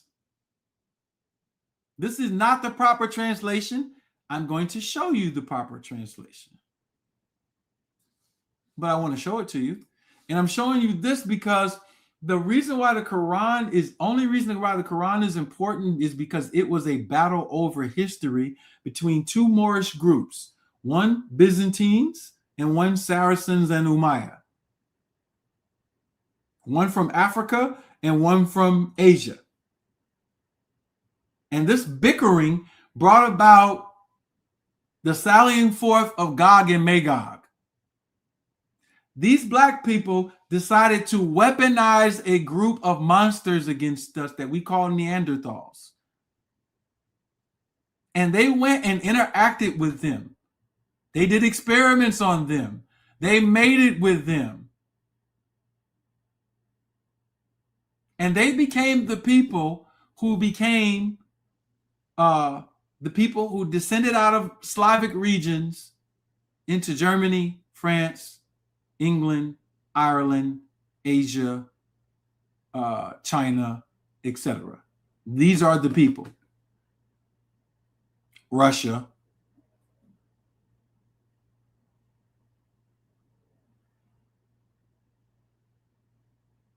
And so you need to know something about this time period, because then you're going to realize why somebody is putting a star on an evergreen tree on the 25th in exact harmony with what the Mayans said was the ascension of the sun in one of the 4 power tone periods. You're going to know why the Quran has something called the Laylat al-Qadr, the night of destiny, and why they're putting gifts under a tree. You're going to know why somebody wrote in the Bible that to decorate the tree with all of these things is the work of a pagan. Who put that there? And then Hebrew Israelites quoted to try to get you to get rid of the Christmas tree. And I'm not telling you to have a Christmas tree. I'm just telling you the Christmas tree actually preserved the story. Because they ain't got nothing to do with no Jesus Christ or Christianity. Yeah, it's pagan, all right. It's telling you the story, where they stole it from. The Grinch who stole Ramadan. I went over this. Children, your parents have led you astray. So Surah 89, Bismillah ar-Rahman ar-Rahim. So they say this means in the name of Allah, the merciful and the especially. No, it does not. B means with. Ismin means name or nature. Allah literally means light. In the name or nature of the light. Go to Surah 24. It tells you, it's the only place in the Quran that tells you what Allah is. It says Allah is light. With the nature of light. Now we're going by the nature of light. Al-Rahman, Al-Rahim. So Ra means to see. We went over that in our last lecture. Hama means carbon, blackness. And this gives you a suffix. You also have the word Ruk. They say Ruk means breath. It does not. Ruk is where you get the word Rex from. It's where you get the word Shiro from. It's where you get the word Cairo Istos. It means a ruler. So what you learn about this language, which they're misnaming in Arabic, Arabia means the style and the quality of the language. It's not the name of the language. And Arabia is not the same word as Al-Arab. Al-Arab are a people of the desert, the Bedouins. And not in the sense of in the desert, just in the desert, the uncivilized bandits. So Al-Rahman means your insight into a thing. And you're giving the root Hama, which means something that's black. Sasaline mean Masnoon, Sasaline mean Hama Masnoon. When Adam was created, Sasaline, from something illuminating a black substance. Masun. Masun means to manipulate and create things. That's where you get the word mason from. It comes from this language. That's Surah 15, ayats 26 through 29. But anyway, Al-Rahman ar-Rahim does not mean what y'all think it means. Anyway, by the dawn. No, by the sunrise. Al-Fajr. Why is it giving you Fajr? Because now you're waking up. It's daytime. It's time to pray. And the 10 nights. What 10 nights? The 10 nights after Laylat al-Qadr. The 10 nights after Laylat al-Qadr leaves you from December 21st to December 31st. Ashura. This also means something else. This is a deity. But I'm not getting into that. And they say by the even and the odd. No, don't do that to us.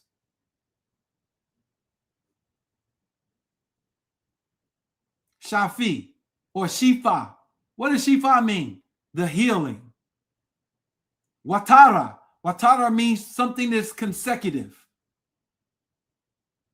This is talking about healing during this 10-night period. This is talking about Ramadan. This is talking about the fast. This is giving you, what are you doing consecutively? Consecutively is the discipline. It's the meditations. It is the fasting. It is the focus during this time because this is the reboot. They knew. And the night when it passes. Al-Lail, Laylat al-Qadr, that night when it passes, the winter solstice.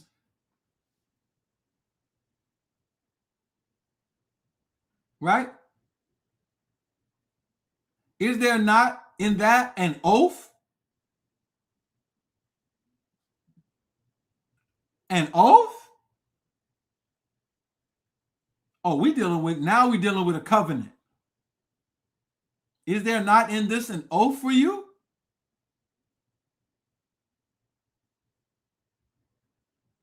So now we're dealing with 10 nights. Laylat al-Qadr. We already went through that in Surah 53.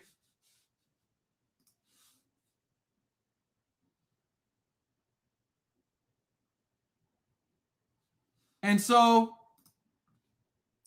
it's talking about these 10 nights. I can show you this same 10 nights, I swear to you. At the Library of Congress, they have something called the Devil's Bible, or the Book of Gigas, Gigs. In the front cover, it's talking about Yahweh and these same 10 nights. This book, let me show you the book. I think I got a cover of it. Let me see.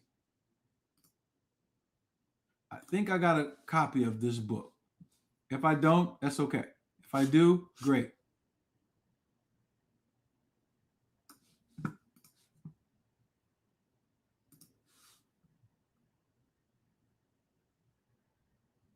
I don't think I have a copy of it. It's okay. It's in my phone.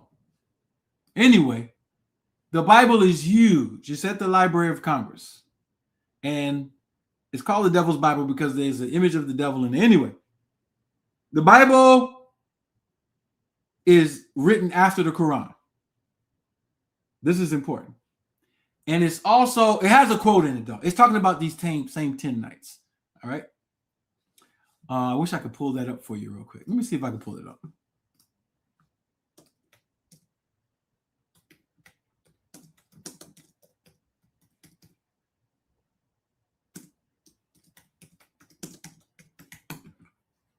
Always better to show something than to talk about it. Always better to show something. Y'all, I don't want nobody to say, oh, yeah, he don't want to show the evidence because he know it don't exist. He should be making stuff up. What do you see right here? What? I ain't making nothing up. Why would I do that when I can just show you? Why would I do that when I can just show you?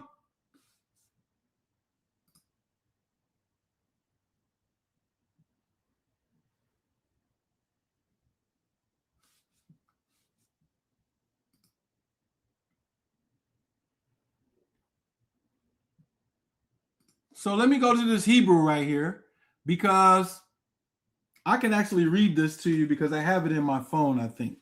If I don't, forgive me, but I think I have this in my phone. There we go. Let me make that bigger. This is the Hebrew right here. I'm going to read this to you in Hebrew. Give me a second. Hopefully my chat GPT save my notes because I do a lot of my translations in Box and chat GPT. I don't see it. It's all good.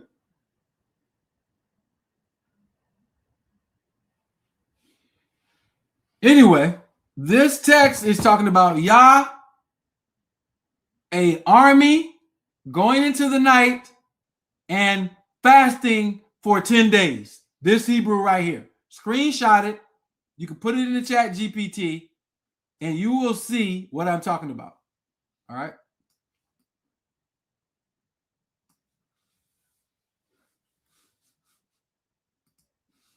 And I'll put it on my social media just in case anybody says, oh.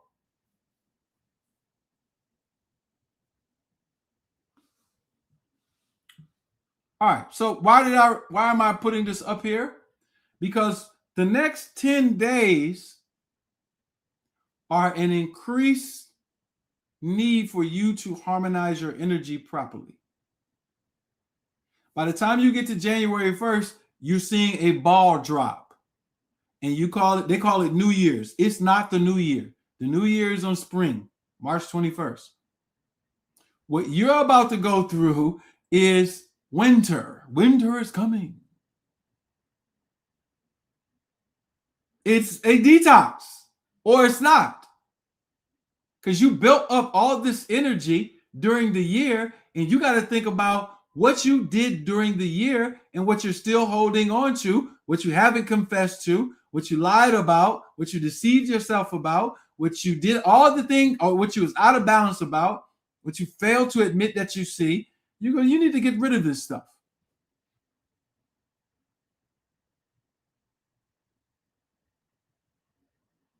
And you need to quiet yourself down so you can think about what you want to come about over the next cycle. And literally, the ball drops at 12 on Tghe because these Masons know your history. You should never watch the ball drop. You don't know what's in the ball. You're giving your attention to the ball. The ball could be silicon dioxide, like I said earlier today, which is a crystal ball, which is the original form of internet. You don't know what the fuck you looking at, what's in the ball, and the whole world is watching it. Group resonance. Then they get in a room and they plan out what they already wrote down. And here are all the stupid people worshiping people who never existed, giving their power away, not knowing where to focus their attention, wanting an overabundance of attention for the wrong purposes, and you're caught in this world.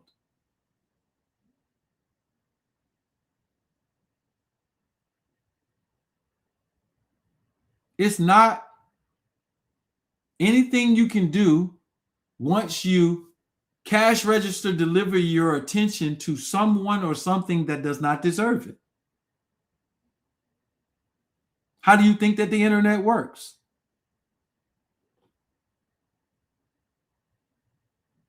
We told you that today. Sometimes I'll be wanting to say more stuff, but I'm sitting here like, I'm not saying nothing. And the reason why that's important is because everyone here must contribute something valuable if you're doing something valuable. I got people that's mad at me because I won't do a consultation with them to solve problems with other people where they could just go contact the person and solve it themselves. Why you want me to do something when I'm already doing a lot? People will do that to you because they don't want to do anything. It's called a parasite.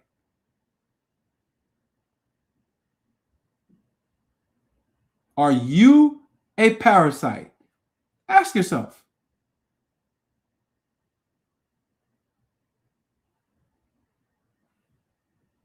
Are you a parasite? These are all questions you have to ask yourself. Like I said, you don't have to believe anything that I'm saying. I'm not asking you to believe it. I'm just asking you to study. If you give your attention to people who are not worthy of your attention, you can't get mad at the results. If you're out here trying to teach the people, you lack patience, you lack good study habits, you make a lot of errors. We're all going to make a mistake. But a mistake should be made after rigorous dedication, not after I just, you know what? I thought about something and it's right. It's right because I thought it.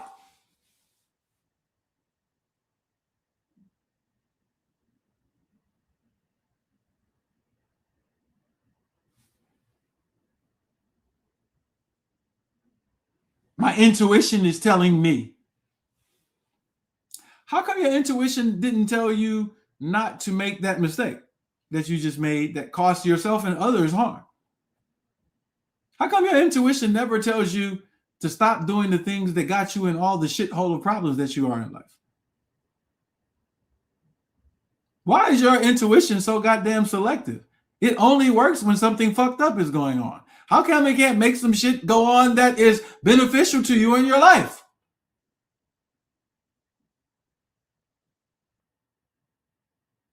Are you telling me you have absolutely no problems? Everything is okay?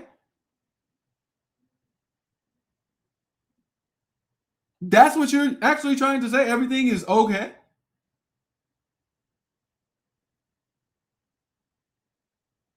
Like niggas has made themselves into Marvel characters out here, bro. Like, slow down, go get a job, and learn to take care of yourself first. Let's start there as a man. I left home when I was 17. Nigga, I'm 50. I never been back.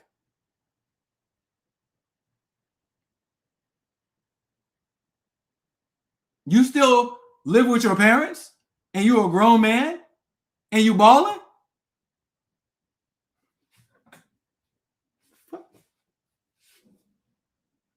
fuck is going on out here, bro?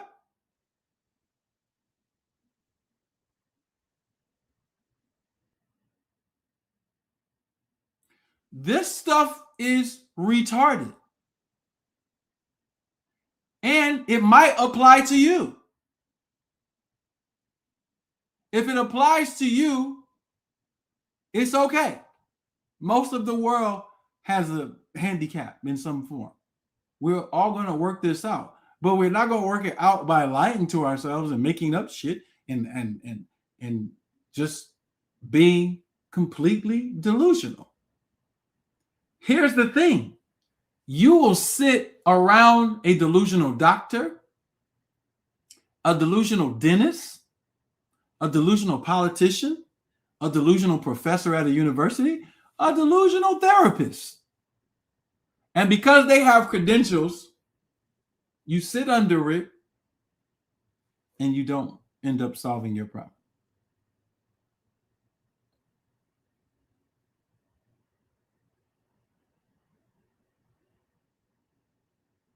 And so what I'm saying to all human beings out there is, regardless of what anybody ever tells you in the history of your life, if you are a person lying to yourself, you are never going to be happy. You will go through the cycle every year. And when you start getting close to this time period, the intensity of the shit that you did not correct gets bigger. And what's going to happen is it's going to bleed over into early next year, and then you're going to have those same problems. And next year they get bigger.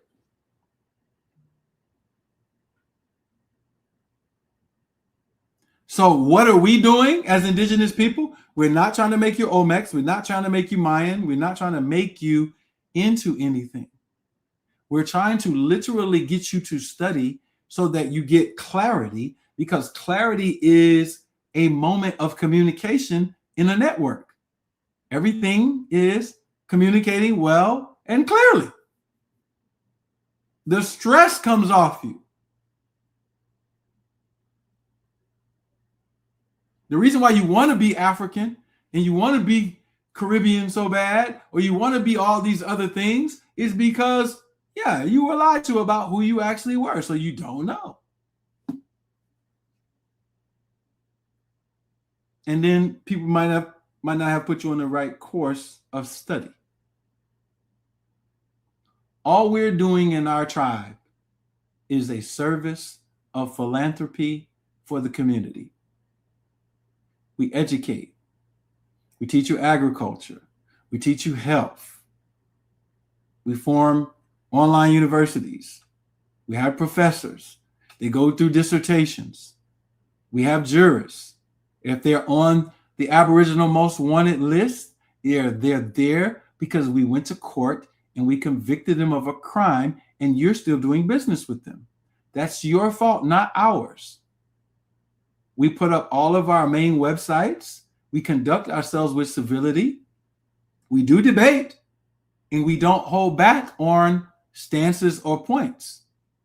We're not here to cause harm to anybody, but if the truth or the discourse causes you harm, there's nothing we could do about that. We're heterosexual. We believe in family. We practice family. Every man got to pull his weight. Every woman got to pull her weight. We have genealogists. Yeah, we got genealogists. Y'all want me to put that up there so y'all can see it? I'll do that.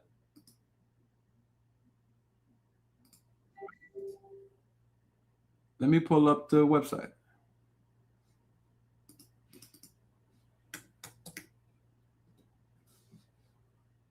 So my point in saying all of that is when you have culture, you have a code, you have discipline, you try to implement that discipline, you can go there. Yes, we have genealogists. You can go right here to Arna Genealogists, and you can see the brothers and sisters who do genealogy. And then you can contact them and they will do your genealogy. Haplogenetics. Kojo Shishabaz is a certified genealogist. Aliyah Diani is a certified genealogist. Wahali Kashmir is a certified genealogist. Dr. Zahir Shi is a certified genealogist. I'm a certified genealogist.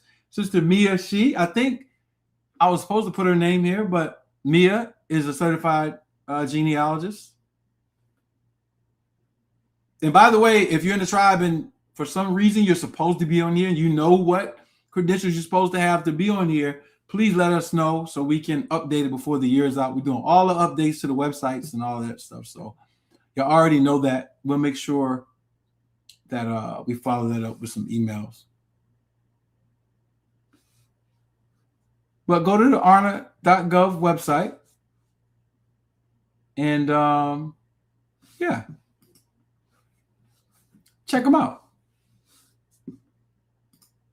My point is you cannot blame anyone. If you're blaming someone, you have evidence that caused a harm to you, and you should carry that out in the jurisdiction that is applicable to subject matter and personal jurisdiction and subject matter jurisdiction.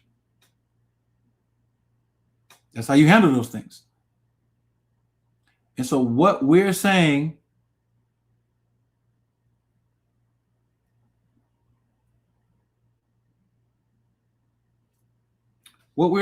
is if you get the book, you can learn what we do during this time period. I promise to make sure that I release this book, because I said I was going to release it within the next 2 to 3 days. I'll definitely have it before Christmas comes. Let me share it.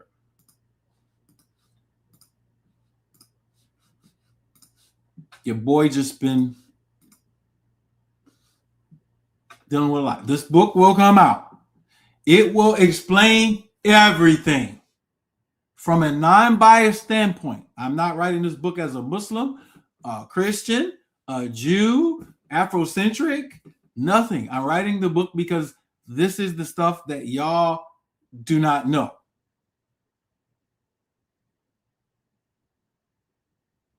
I'm never talking about this again after I write this book, unless I'm doing an interview or something, maybe. I'm not doing a lecture or anything on it. The reason why I wrote the book is so you could understand what happened over there and over here and how it's related.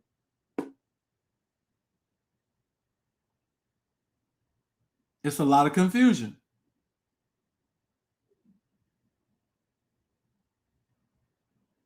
There's no destructive fighting like internal fighting. That's a different type of destruction.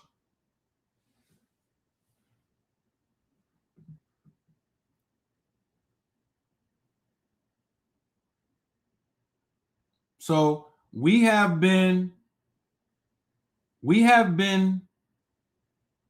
speaking on these things. And here's the thing about speaking on it. I want to give you the correct perception of myself. If someone can prove me wrong, let them prove me wrong. Because what I'm going to do is I'm going to take notes on what they say and improve my study. But on the major points of this discussion, since I started it over 18 years ago, matter of fact, longer than that, but publicly using YouTube, because YouTube came out in 2005. And when I came out of YouTube, I was talking about indigenous government. You can look at my earliest interviews. But I will always incorporate this history because I wanted to people to see the global history. And some things you think that happen over there happen over here, and it just gets crazy. But you have to have jurisdiction. What jurisdiction does is it gets people who can be in position to help you with the study.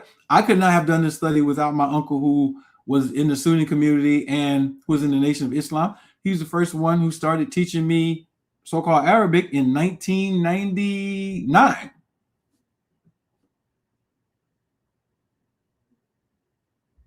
So I have a lot of different people on my journey who brought me into certain levels of information, access to books. Hey, look at this. And so that's what you do when you're a child in your development. You look to people who might have expertise in the area, and then you get help. Why would you go and try to do agriculture without consulting Sister Tghe when she is a master of agriculture? We watched.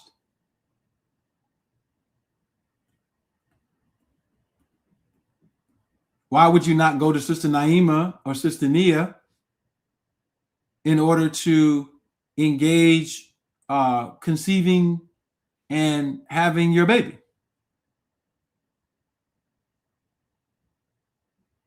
Oh, you might not go because people talking about them. Oh, you know how people be talking about people, and then so-and-so said, so-and-so said, and so-and-so said, so-and-so said, and so-and-so told me about so-and-so. And you know what happens when you do that? Instead of growing into a person of maturity and getting access to people who have their gift that they can deliver to you, you let a parasite, a clown-faced worm, put you in a position to miss a blessing. The reason why we have courts, the reason why we do arbitration is so that when people have disputes, they can go in front of each other in a very calm and civil manner and discuss the matters at hand. I've done many arbitrations. I've been in arbitrations myself on the side of, hey, I got a problem that need to be solved.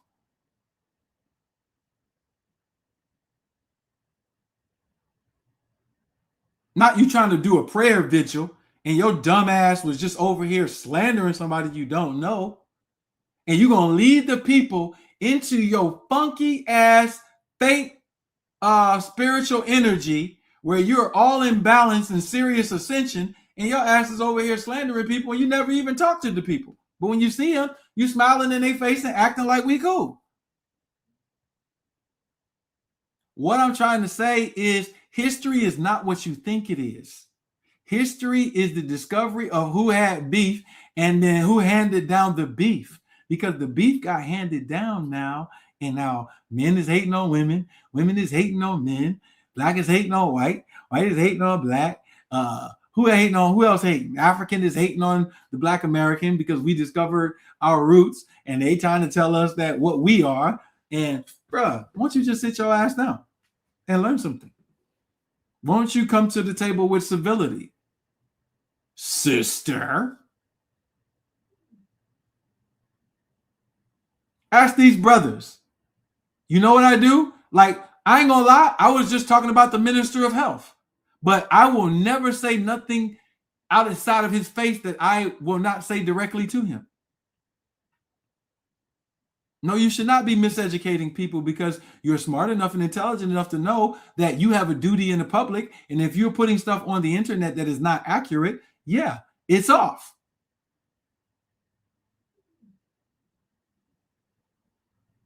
When I got a problem, I say it to the people.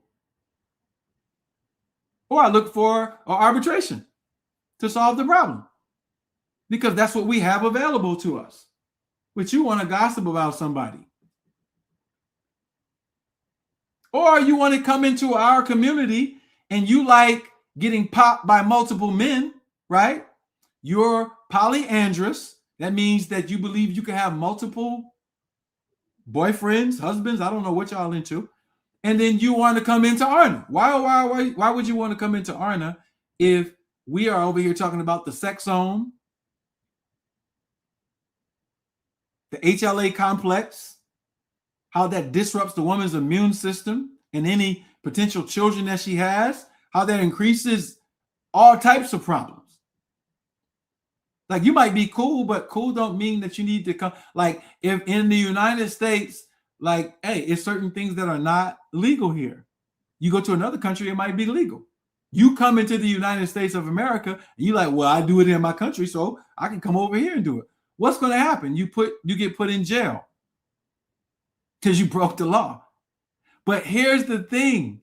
You believe that you could come into our jurisdiction and do whatever the fuck that you want to do. You actually believe that. You're so used to dealing with irresponsible Black people, you don't understand that you could actually get hurt on multiple levels. Maybe you think we don't have any enforcement.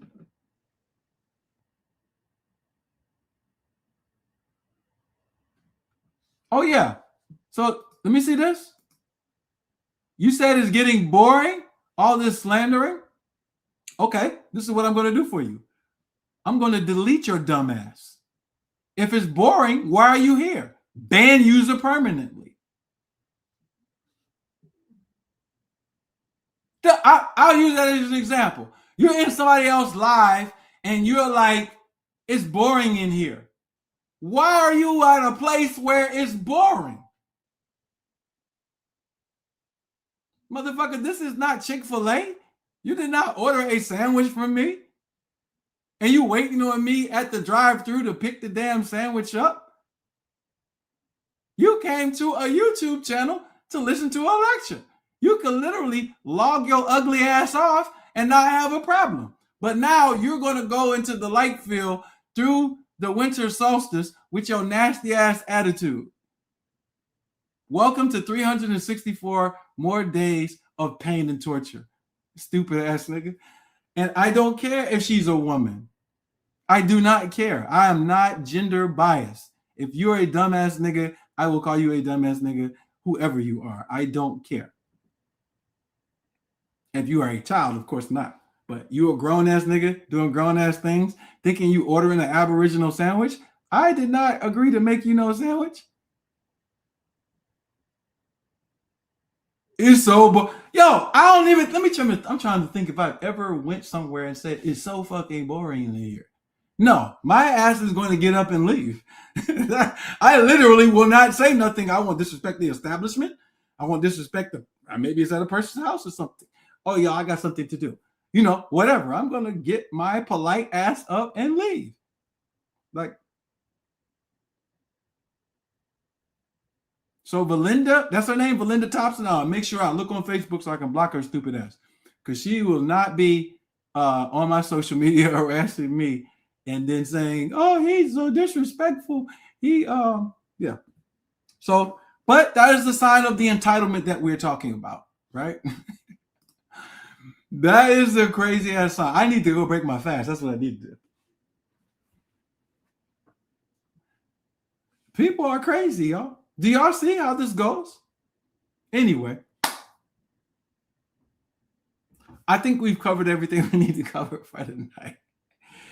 My caveat to you is get some downtime. Yeah, I mean, some people got to work. You got to do whatever you got to do. Get as much downtime as you can. First off, build your patience. And you build your patience by multiple times during the day, specifically at those times at sunrise, noon, and sunset. Just take a few minutes and do some breathing exercises.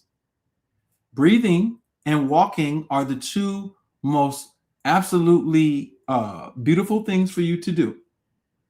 because they're going to tell your brain that your body is safe, right? And it also says even in a situation of unsafety or lack of safety, excuse me, you can use your breath to stay calm to move through the situation. All right. Regular, proper breathing can keep your brain in alpha wave brain state for most of the time. And even when you're in task, you can change that. So during those times of prayer and meditation, salat, whatever you want to call it, your breathing is very important. A lot of times y'all can't solve problems because of the level of stress in your body, and that's slow electrocution. You can't calm down if you are a hot wire. Like imagine taking two wires together and you sticking them together and you like, nigga, calm down. Nigga, calm down. And they spark and they're like, what are you talking about? I can't calm down. I need to connect. Breath work is your regular breathing. Your regular breathing is your breath work. And it's a habit. You just have to change it. Once you get that down, get your ass some exercise.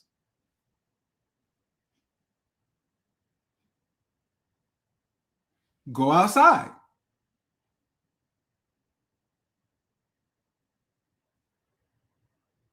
Now you're on your way to becoming a human. If you want a bioscan, you can do the bioscans in person. If you need the information on how to set an appointment, you got two things you could do. One of them is, if you want to set the appointment with me, you can go to my website. I'll put it in the chat and I'll even show it. I like to answer these questions. There you go. Now you start push-ups, all that. Yeah, all that.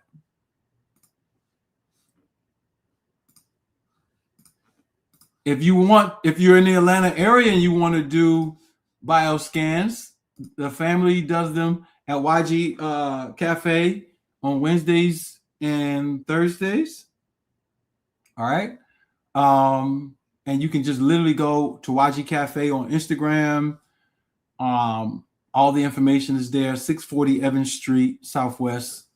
And you can get a bioscan from Brother Mariti or Sister Nia or Brother Julius, or any of the other indigenous doctors who are doing bioscans at YG Cafe on Wednesdays and Thursdays. If you want to set an appointment, you can go here. If you're in Thailand, you can do a health consultation without doing the bioscan. We use other methods to evaluate your health other than a live bioscan. So you would not need to come to the United States to get a health assessment if you live in Thailand. You just got to set the consultation to Eastern Standard Time in the United States.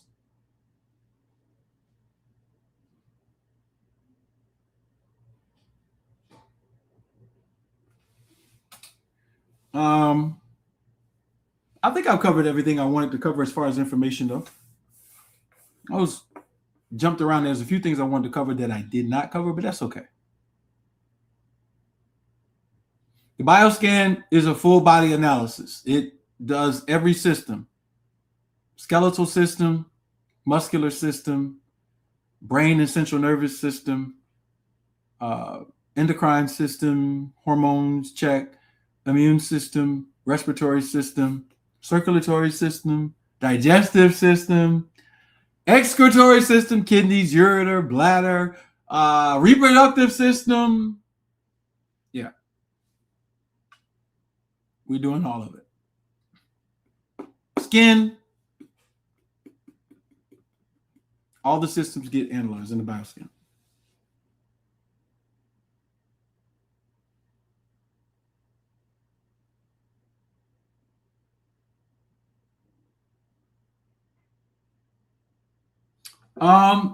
The law and health classes can be signed up for at any time.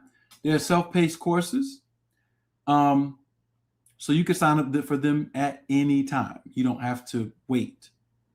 The course is always running all year long, except major holidays. Like now, we're not doing a class, but you sign up now, January. You will have all your videos. You have your electronic homework. You have your textbooks. You have everything that comes to you. So you can sign up for courses at any time. There is no, these are not in-person classes. So we don't run semesters in that sense. But after you're done, you get your credentials, you get your certificate, you can get your transcript, all of that.